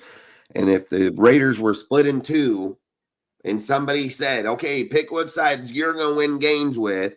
Fucking offense. I'm picking the offense 99.99% of the time. If they said you take $125 million and put it either in the defense or $125 million in the offense, which way are you going? Like, do me a favor. Is the Steelers defense that they spent this year $95 million? Did they spend $95 million in the defense in the Steelers this year and they can't even fucking win games? Like, I'm not fucking doing that. I'm gonna spend money offensively. I'm gonna try to kick your ass putting up touchdowns. Like, listen, I don't need my defense to stop. Listen, I got 60 minutes and I'm gonna score 60 points. Can you score 61? You know, like that's basically how I would approach it. Like, I'm gonna just score more points. With Brian Flores here, who don't believe if Brian Flores was our defensive coordinator, we wouldn't be just one of the baddest ass motherfucking defenses in all. Yeah, I think he can build a defense easily, even if we he'll murder bitches. He'll murder bitches. Like with his attitude, like he's a Gruden guy, man. This guy, this motherfucker will tell you. I like his attitude. He'll tell you when you fucking suck, dude. Like you had no problem even calling and other shit when he was over there in Miami. Dude, so he got into his face a few times. Yeah, he doesn't give a fuck which side of the ball either because he got into his face a few times. Yeah, he Flores is gonna keep you honest, man. Yeah. And I've said it, when you got coaches like that, it allows the players to stay more acceptable to accountability, which everybody holds accountability. When you have a Pete Carroll that's like, it's okay, guy, like, you know, fucking blue Democrat, fucking paint your hair blue, fucking weirdo. That's when you start fucking up shit, you know, like you gotta tell a guy when you're fucking up. It's the only way they can get better. Take accountability. Self-criticism is not bad criticism if you're trying to fix yourself. Yeah, we're gonna be more like Dustin. We got to be more like Peru. Peru just fucking literally said that shit's a mental illness. It is. It's a fucking mental illness, dude. It's facts. And we have a lot of them people in fucking Raider Nation. You know, a guy put out a post the other day. The other day in Instagram, dude, and I just made one comment because they said this trade idea, and it was just a fucking trash trade. And I just commented on there. Raider fans are fucking retarded, dude. Like, Raider fans are just fucking retarded. They lick paint off the wall. And fucking the fucking dude, I think I got like 110 likes on the fucking post, on a 500 like post. You know, like a comment. You know what I mean? Because any guy that knows football and you go to Instagram page, people think because he comments in the comment section that their comments are valid. Like, that's how they view themselves. They say, like, nobody else is commenting, so if I comment, I have principle there, right? But this is how I look at it, because I run a big ass page and I see it every fucking day, and I talk to these dudes, I Instagram them, I go on lives, I talk to these motherfuckers face to face. So this is how I look at it. The comment section are just for people that are going to repeat themselves. People that like posts are going to like them. Their knowledge don't need to go to a comment section to debate a guy. They just like the post because it makes sense and it's good comments or a good, post. They're not there to debate it. They liked it. They're like, hey, I agree with this shit. The guys in the comment section, when you see 300 comments, and you're like, man, there's a lot of comments in there. But then you go in there and you see fucking 30 or 50 of them from one fucking dude saying the same shit over. You just know right there, like, people go into the comment section to get fucking interaction. They want the same thing in here, same thing anywhere. They just look for the interaction, the engagement. And they're just fucking trolls. And I've always said it, dude. When you get guys that say, oh, you just got to give Pete and fucking Gino one more year. Pete didn't get to pick his guys. Oh, that guy's stupid right away. Like, that guy's a fucking moron. He don't know the team. You obviously don't know what the fuck we did here. So you just block that guy. Like, you don't even fucking comment back to that guy. You just block that bitch because he's stupid. And then I've always said it, like in the YouTube and in the Instagram, I have no problem blocking dudes. Like I have zero, because at the end of the day, you want people that are going to have logic conversations, not say stupid shit like that. Not say stupid shit that when you say, oh, the Raiders should draft Mendoza, and they say, well, he's never going to win behind that line. Well, you got to be half fucking retarded if you think they're going to draft Mendoza and not fix the fucking line. You have to be half retarded if you feel like they're going to trade for fucking Joe Burrows or fucking Lamar Jackson and not fix the line. Like, that's a dumb conversation to say in those deals. Like, you can just say, like, no, he wouldn't work here. We just ain't built for him, or he's too injury prone, or fucking, something that has a logic conversation.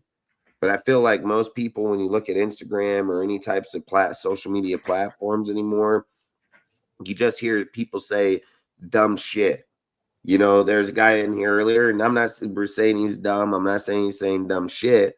But to imply that Lamar Jackson's contract's up next year when it's absolutely fucking not gives false pretense to people about options you can have. People got to understand, sometimes social media is about growing pages. It's growing attraction. So when no news is being put out, and you can put out a Lamar or a Jackson Dart or some type of conversation that gravitates traction because it's big in the football community, and it'll gravitate. So people are going to put out conversational pieces. But just because you put out an option of saying, like, man, Max left the building, they're talking about trading Lamar. Could we see a Lamar and Max trade? Would it get a lot of likes and a lot of views? And yeah, because a lot of people see it both ways. Some people see the trade being logic for Max leaving and fucking bringing in a quarterback versus a DN. Every good DN on a team right now is fucking not doing shit. Fucking they're either hurt or fucking on a losing team. So sometimes, like I've said, the defense isn't where the NFL's at right now. It's an offensive-led team. So there's a lot of fans that say, I love Max, but fucking Lamar can win. Like, that's how they're looking at it. And then you have other fans that are like, fuck you, I don't want Lamar. He's fucking injury-prone. Fucking dude's just getting older. I'll keep Max. Like, there's both two sides to that story. But Lamar don't fix our team because, yeah, people are right. We don't have the lineup, but could it be fixed? Yeah, easily. Fucking, but we don't have the receivers. Do we have the option of the tight end? And yeah, he had Andrews, so I think he would have good success with Bowers, dude. He had fucking Bateman and Brown. Could he have success with fucking Tucker? Like, I'm not going to say Lamar ain't going to come here at 30 and still have good success till about 35. I absolutely won't argue it. The only thing I would argue is it would be a stupid fucking trade. Because one, you have the first overall pick in the NFL draft. Why are you trading Max, dude? If you trade Max on his own, you're going to get 2 to 3 first-round picks. But if you trade Max to the Ravens for fucking Lamar, we're probably going to still give them a first-round pick. So basically, we just canceled all Max value for Lamar and gave him an extra pick. Like, fuck that. I'm not doing that. Like, why the fuck would I do that? So that trade makes absolutely zero fucking sense. Like, that's an absolute zero. It's like ain't never fucking happening because you probably lose your fucking job. Like, those kind of trades you don't do, So for me, like, if you were going to trade Max, it would have to go to a team that gives you value within top 15 picks. So trading him to any team like the Bills or anything like that, like, why would we trade Max to a fucking 26th overall pick for 3 first-round picks? Like, that's fucking dumb as fuck. They want a Super Bowl or 32nd pick and we get their pick. Like, why would we do that? We would want to try to find a team that's right on the verge of not losing, losing but trying to win. Like, that's the team we want to find because, one, let's say they're sitting around 12 or 15 or 18 in the draft. You trade Max there, you're getting a good pick 1 year. 1 year, you're getting a good pick. Now, if the team up picks and it's better as they go because that's the goal, then our picks are going to get a little less. But there's still the case, just because they got Max don't mean they're going to win. So there's still the case that we may get fucking a better pick. So we have to get value from Max, or Max ain't worth getting rid of, period. And Max going in the 26 to 32 spot just makes zero fucking sense. So I would say like Max is very crucial trade if you're going to make the trade, but he has to go somewhere of value. You can't just move. You don't need to move him. You're already paid him. So you don't need to move him. You paid the guy already. So there's no need. There's no need. So I would just say like I said, I just think the fucking Raiders, man, this is crucial as fuck, dude. Like you can keep playing these stupid fucking games where people like, and again, it's just like I've said, where you get Raider fans that are like, oh, Gino, if he had a better line, you're fucking retarded. You're fucking retarded if you believe that Gino had a better line. Listen, Gino averaged 3.1 seconds in the pocket, dude. That's one of the best times in the NFL, fucking before release time or contact, dude. So he obviously don't have it no more. The younger players that look up the average, it don't take a rocket scientist. Just Google average pocket time in the NFL fucking deal. They'll say an average pocket time between an NFL quarterback is anywhere between fucking 1.96 seconds to 2.56 seconds. So 1.96 to 2.56. That's the window of saying hype and the motherfucker contacting them or disrupting them in the side the pocket. 1.9, 2.6. That's average time in the NFL. It's average. It's basically what any good fucking young quarterback is going through. It's the dudes when they get older. It's guys when they get older. It's like Aaron Rodgers, everybody like that. When you start disrupting that pocket time and putting from a 1.5 or 1.96 to a 2.58, your mind ain't catching that first minute or that first second. So that's where people like Rodgers and them start having this fall off like Gino is right now. It's coming big time for Gino. It's like they missed the whole first second. It's like their whole first second. So let's say that Gino is on average at 2.56 pocket time. That turns into 3.56. So the first second's gone. And Gino's just moving back. He's not even seeing. It's a blur. By the time Gino gets set and starts looking around, is around the 1.5. Well, let's just say 1 second mark. That's when Gino finally focuses on the field.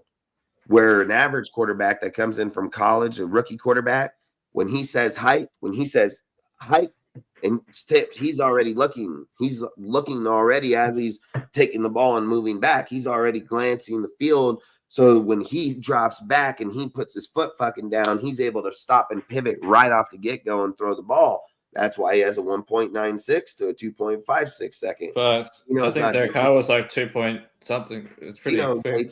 Gino's missing the whole first second of the snap. He don't. Yeah, he's Helsley. He holds, and he doesn't.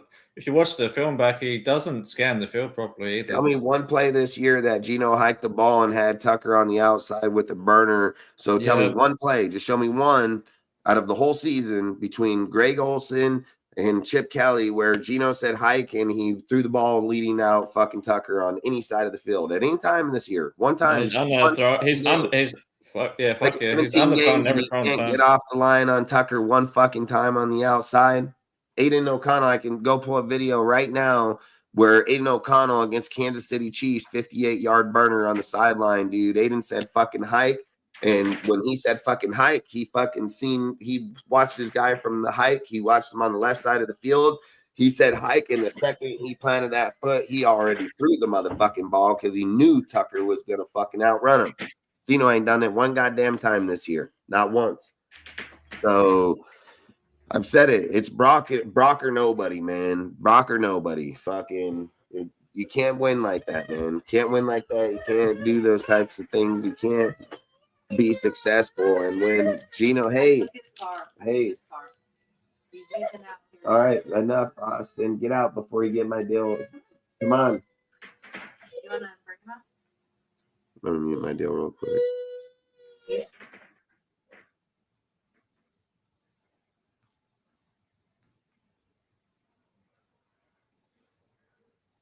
As Dustin was saying, man, we got to go with a new quarterback, young quarterback, build around the quarterback, get the right coaching staff in here, build the offense, spend a majority of the money on offense during the free agency period, and then focus outside a quarterback and maybe a receiver on defense in the draft. I think that's the way to rebuild the team. I think because the defense, especially if you get a defensive-minded coach that you know can develop players like a Flores, he's going to be able to develop the players that we draft along with Spytek, who's known to love to like being really good at the draft. If you look at the Bucks team, how many players were drafted during Spytek's time there, and how much they sing his praises of helping with the draft picking there. I think it was something like most of their squad, like 40 players plus, was all their homegrown draft talent that made it to the Super Bowl with Tom Brady. Most of the free agents were on the fucking offensive side of the ball. Most of the defense was homegrown talent. So I think we have to do the same thing here. Go draft our quarterback, except the difference being we go draft our quarterback when we build the defense through the draft, and we focus on most of our cap space on offense. It's an offensive-driven league. We need to be able to score points. The offense is what's been killing us. If your offense can't score at least 21 points per game average, it's not a very good fucking offense.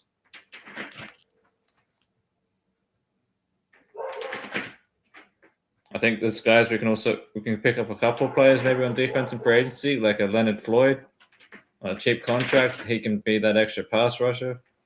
But outside of that, I'll be focusing on offense. Sorry, man, I was just trying to talk something while you were off. What I was saying was that, like, I agree with what you're saying, man. We've got to build the offense first and get the right staff in. And the more I'm thinking about bringing in a defensive guy like Brian Flores makes sense because we can draft most of the defense and then have Flores develop the defense. Listen, Brian Flores only works if he gets Dabo. If you can't get Dabo, you then doesn't work because you need an offensive guy. After Flores because I don't know who. Like I've looked this up. The only guy I can see Brian Flores getting would be the Vikings OC. Fucking look up that guy's name. What's his name, real quick? It's the Vikings OC, which isn't a bad guy. Okay, like I wouldn't be against it.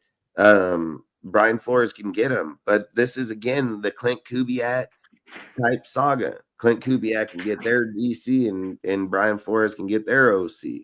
You know what I mean? So I think in order for this to work and be, you mean Wes Phillips? You mean Wes Phillips? Yeah. He's not bad. He's not bad. I didn't realize he was there, fucking, that's Wade Phillips' son. Fucking, yeah, I know. He's actually a really good OC. But if long story short, if you were to go that route, you're just doing the same thing. I think the reason the Dabo works is the Dabo works. That's what I'm posting about right now. Already, it's his head coaching experience already. Yeah, how he knows how to relate, how he can develop the quarterback, how he can develop the offense by himself.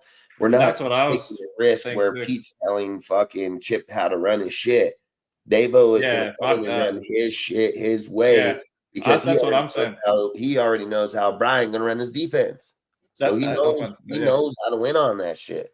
Yeah, so that's what I'm saying. Like, you bring Flores in because then Flores can focus on the defense with Rob Leonard, as Rob Leonard is kind of like the DC, like the defensive version of Greg Olsen to John Gruden. You know when John Gruden's the head coach, he's running the offense, and Greg Olsen's just helping him run the offense. And that's the same thing that fucking Rob Leonard can do with Flores. You keep Rob Leonard. They coach together in Miami, so they know each other already. So you can keep. They already have that. They already know each other, so they can work together. So you keep Rob Leonard. You sack everybody else. You bring in Brian Flores and Dable and their staff, like defense and offense. You let Dable run the offense, pick it his guys, like his coordinators, his guys under him on the offensive side, and let him worry about the offense by himself, and then let Brian Flores focus on the head coaching roles and the defense. That's what I would do. That would be like a perfect match because each guy can just focus on one side of the ball.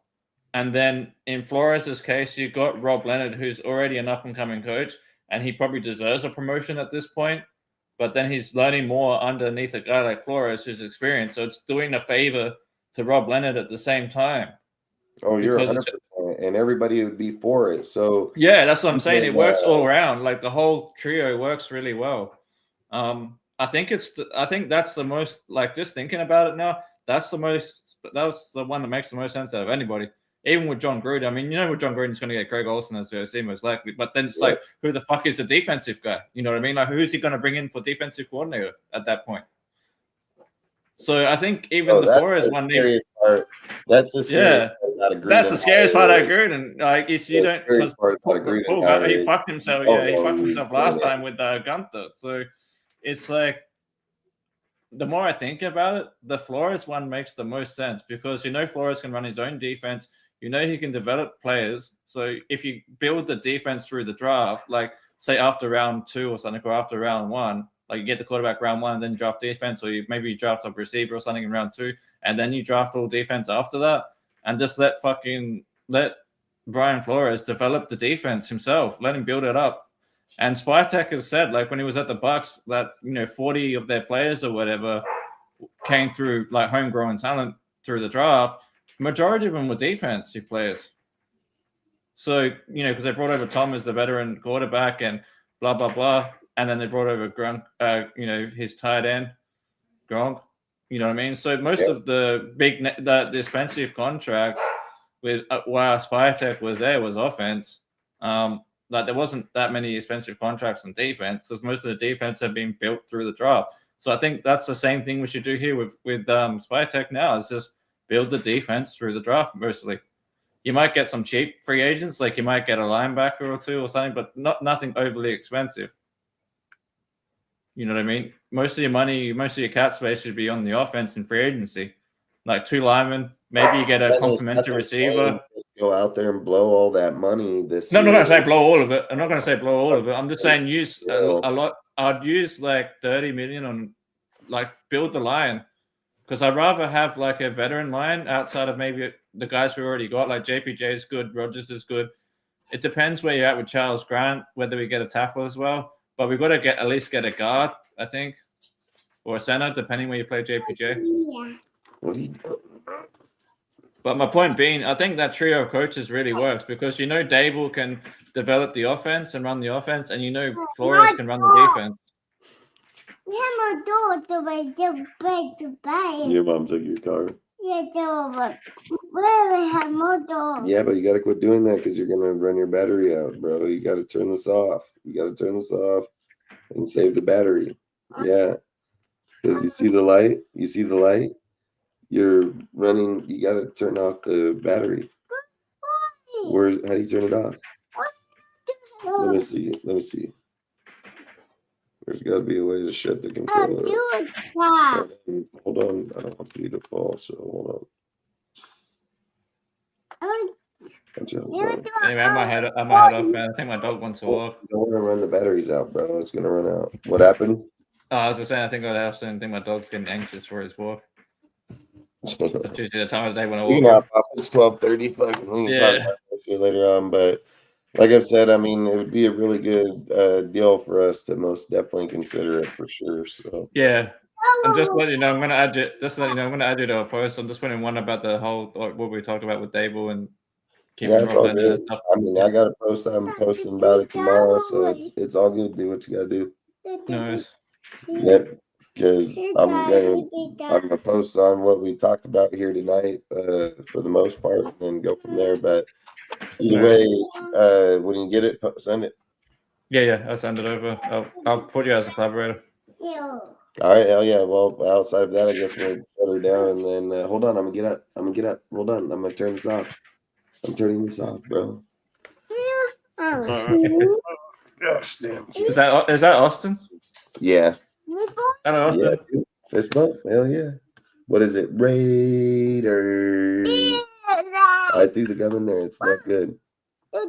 Yeah, I threw that gum in there. Can you say Raiders? Yeah. My man. Yeah. All right. Well, good job. I love your haircut, bro. I love your haircut. Yeah, your haircut. It looks good. I know you didn't like when they cut it off. I know, and they took your curls off, all your curls. Yeah. And I seen your picture, bro. You were pissed. You were pissed. I know. I know. All right. Hey, all right. Later, bro. Have a good one, man. And peace to everybody in the chat. Yeah, peace out to everybody in the chat. Watch it later. Peace to you guys coming on.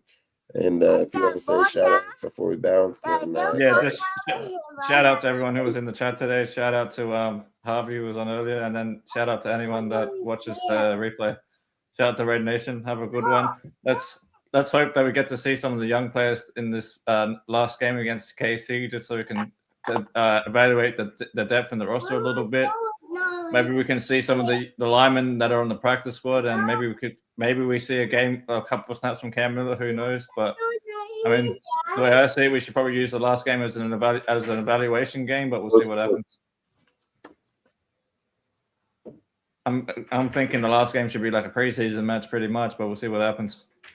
There's reports that are saying that Kenny and Aiden will have a fight out this week for competition. We'll start for the last game of the season. Well, then I'm hoping that maybe it's Aiden, or I'd rather Aiden than Pickett. Like that, Gino's not coming back from that ankle injury this week. They said it was fucked up pretty bad when he left, and it's not an injury that's usually fixed within a week.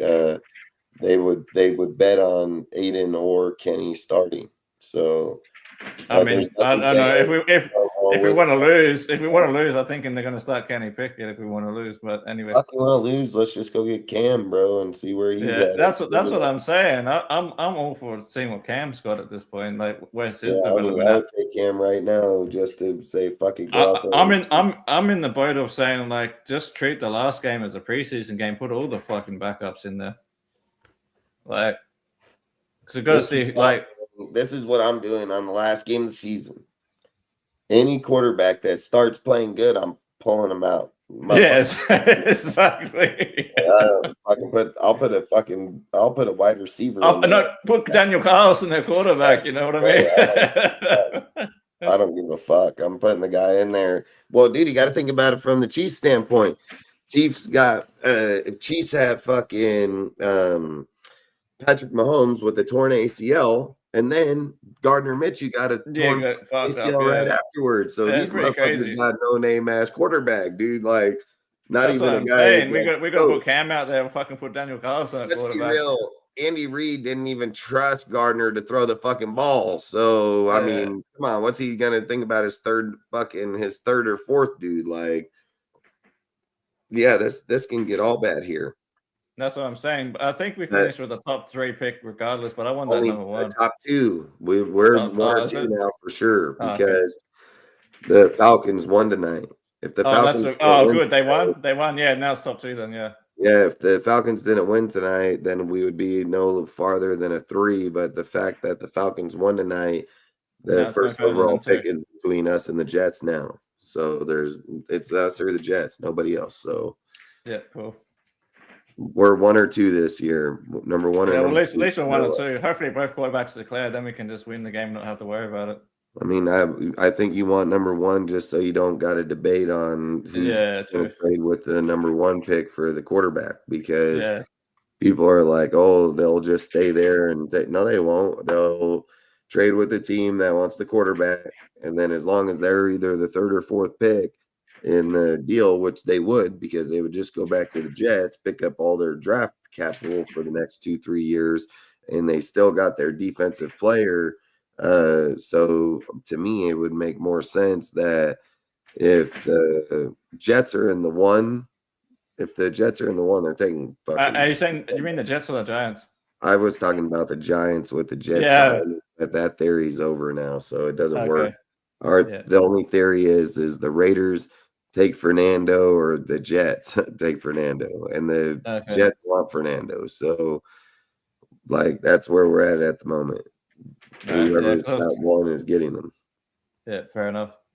And then it's pretty fucked if Moore doesn't declare. We'd be fucked at that. Rap audio, video, visuals. Appreciate you, bro. I would say. Yeah, you think about that. The Jets and the Raiders are the ones in the 2 worst things, man. Yeah, like fuck. It makes sense when you think about it. If the Jets get the 1 pick, there ain't no trading.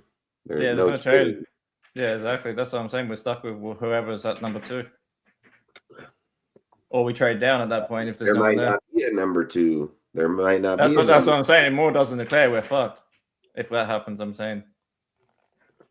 You're not taking Ty Simpson with the second overall pick. No, that's what I'm saying. You're not taking Ty. So, I mean, I already said the highest Ty You're could go is maybe taking the 20s, DN. like Jack and You're Dart. taking DN, guaranteed. If they take, Yeah, or we're trading down, maybe at that point. Maybe. I think you're taking DN then for a lot of they're reasons. moving Matt. Yeah, because you can use him to replace Max next year. Yeah, that makes sense. Yeah, dude, you're fucking. This dude's one bad motherfucker. Oh, you're talking about because you're talking about that Ruben kid from Miami, maybe.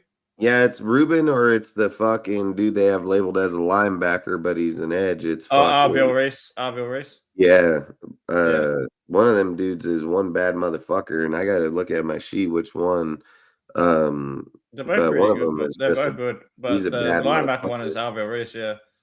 And at the end Ruben's of the day, I've said it, dude. You got to reset the clock on Max some way or another, man. And yeah, I mean, it would make sense that if we miss the quarterback, you take the pass rusher. Then you why move off Max next year. You think if they're it makes so sense for locked in contracts and everything like that. If they're so locked in on CJ Carr the following year in the 27 draft, dude, and then makes sense. You can trade Max because now you got him. You can that will put you in, because you trade Max that can help you get the quarterback in 27. Yeah, you got 2 first-round picks in the draft. I'm pretty sure you can trade wherever the fuck you want that draft. So yeah, that would make some sense if we missed the. Look at it like this, man, and I keep saying this. This is why I believe you have to take a risk on Malik Willis. If you go out and draft the DN, pair him with Max. Get a competent coach like Flores that'll go get him 2 corners that will come and play for him that are good value. He'll get him. Defense, maybe. Anybody's gonna play for Flores. Motherfucker's gonna want to come here for sure. So if you're able to get two shut the fuck down DNs, what teams are gonna sit and say, "Oh, who do we play this week?" The Raiders. Fuck, we got to play Max and fucking Reese. Fuck, Lord. Reese, yeah, I mean, what the fuck, like. You can tell right away that motherfucker, you're going to be sweating both sides of the ball. So I think at that point you're building something there. And don't get me wrong, if you have fucking Willis and you have a defense like that, you might win right away. You might not need to draft quarterback. Willis is 25 years old. Fucking look, Willis been here for 4 fucking years and he's 25. Yeah, that's why the more you mention it now, the more I'm thinking Willis makes more sense. Oh man, that way you have to that way we got our asses covered if we can't get the quarterback. Dude, the Raiders, in my opinion, don't have a fucking choice besides taking a risk on fucking Willis. That dude, watching him play against the Baltimore Ravens game in the way he did is something that you don't usually get that lucky going into the fucking end of the year. They can make a trade right now with the Packers or sign him in the offseason and free agency pretty fucking easily if they choose not to re-sign him right now. It's the only way the Packers can get around it is they sign him now and then only can do a trade. You can only do a trade at that point. You know what I mean? So I think if the Raiders are sitting here saying broken team, broken franchise, fucking offense, defense, fucking – we were supposed to get a mobile quarterback out of Geno. We were supposed to get this quarterback. Well, guess what? Fucking Willis just popped up in the Packers. He's a backup, and he's everything that Geno was supposed to be. He's everything Geno was supposed to be. And you know what's crazy about Malik? The guy was trash as fuck at Liberty. Fucking stand the guy. He did win. I think and he wasn't that great at Tennessee either. 12-1 record there, fucking. But long story short, I'm not going to say he was trash in my opinion. But if you look at his games this year, 2 games in November, 2 games in December, this dude averages like a 125 QBR, 125 QBR, 148, 139. Like he averages a high QBR. And then not only that, he has 3 touchdowns in the games that he's played. He's got 3 passing touchdowns. That's not including his rushing. But 0 interceptions. And he's played teams like Baltimore and the fucking Bears that both have good fucking teams that they pick off everybody. So, like I've said, I think Patrick Willis would be a guy to most definitely look at, especially in the division we're in. The youth, the mobility, like he'll run to pick up the fucking ball. He's not worried about his fucking 70% completion percentage, so he gets a bonus in his check.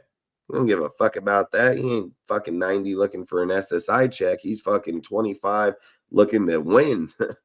You know, like, and he's just been seasoned by Matt LaFleur for 2 fucking years. Like, I'm telling you, man, I'm going after Malik all day. Yeah, I definitely agree with that. I'm running head first, dude. Like, and like I said to start this show, I would offer him anywhere between a 3-year, $45 million, which would be $50 million per year, anywhere upwards of a 3-year, $75 million, which would be $25 million per year. I would do what it would take to sign that motherfucker. I'd almost give him $30 million if I'm just being damn honest, but I wouldn't go jump up there and give him 40, 50, any of that. I would start around 25, 30, and anything after, I'm not signing him. But if we can get him anywhere between the 15, 25, I'm all on it. 30's pushing it, but I would probably still do it. But I would like to stay between the 15 and 25 million per year mark. But it's a win for the Raiders. It's a win because you're banking on Fernando or them to go. And if you don't get them, who are you going with then? You going back to Aiden? You going back to Pickett? You're going back to Geno? Fuck no. Go to Willis. Willis can go run and win games. He'll win you 5 or 6 games, man. Just go to Willis. So, like I said, I'm gonna leave it right there. I think that if the Raiders were smart, they would do everything in their power to get that motherfucker. But outside of that, hope you guys all have a great night. We'll get back from there.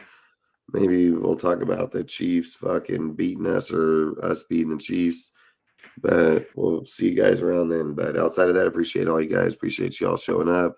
And we're about to hit the off season, so we got to start getting all our eggs in a row about who we're going to hire, who we want to bring in here. I would just say the more I would lean on it, I would want to hire Dabo, Brian Flores as the head coach / DC, Brian Dabo as the OC, and try to get Malik Willis for the quarterback. But that's where I like. Yeah, I think that's a good combination. 26. Outside of that, appreciate all you guys. Hope you have a good one. Yeah, later, bro. Have a good one. Later, everybody. You, man. Peace out. Peace out.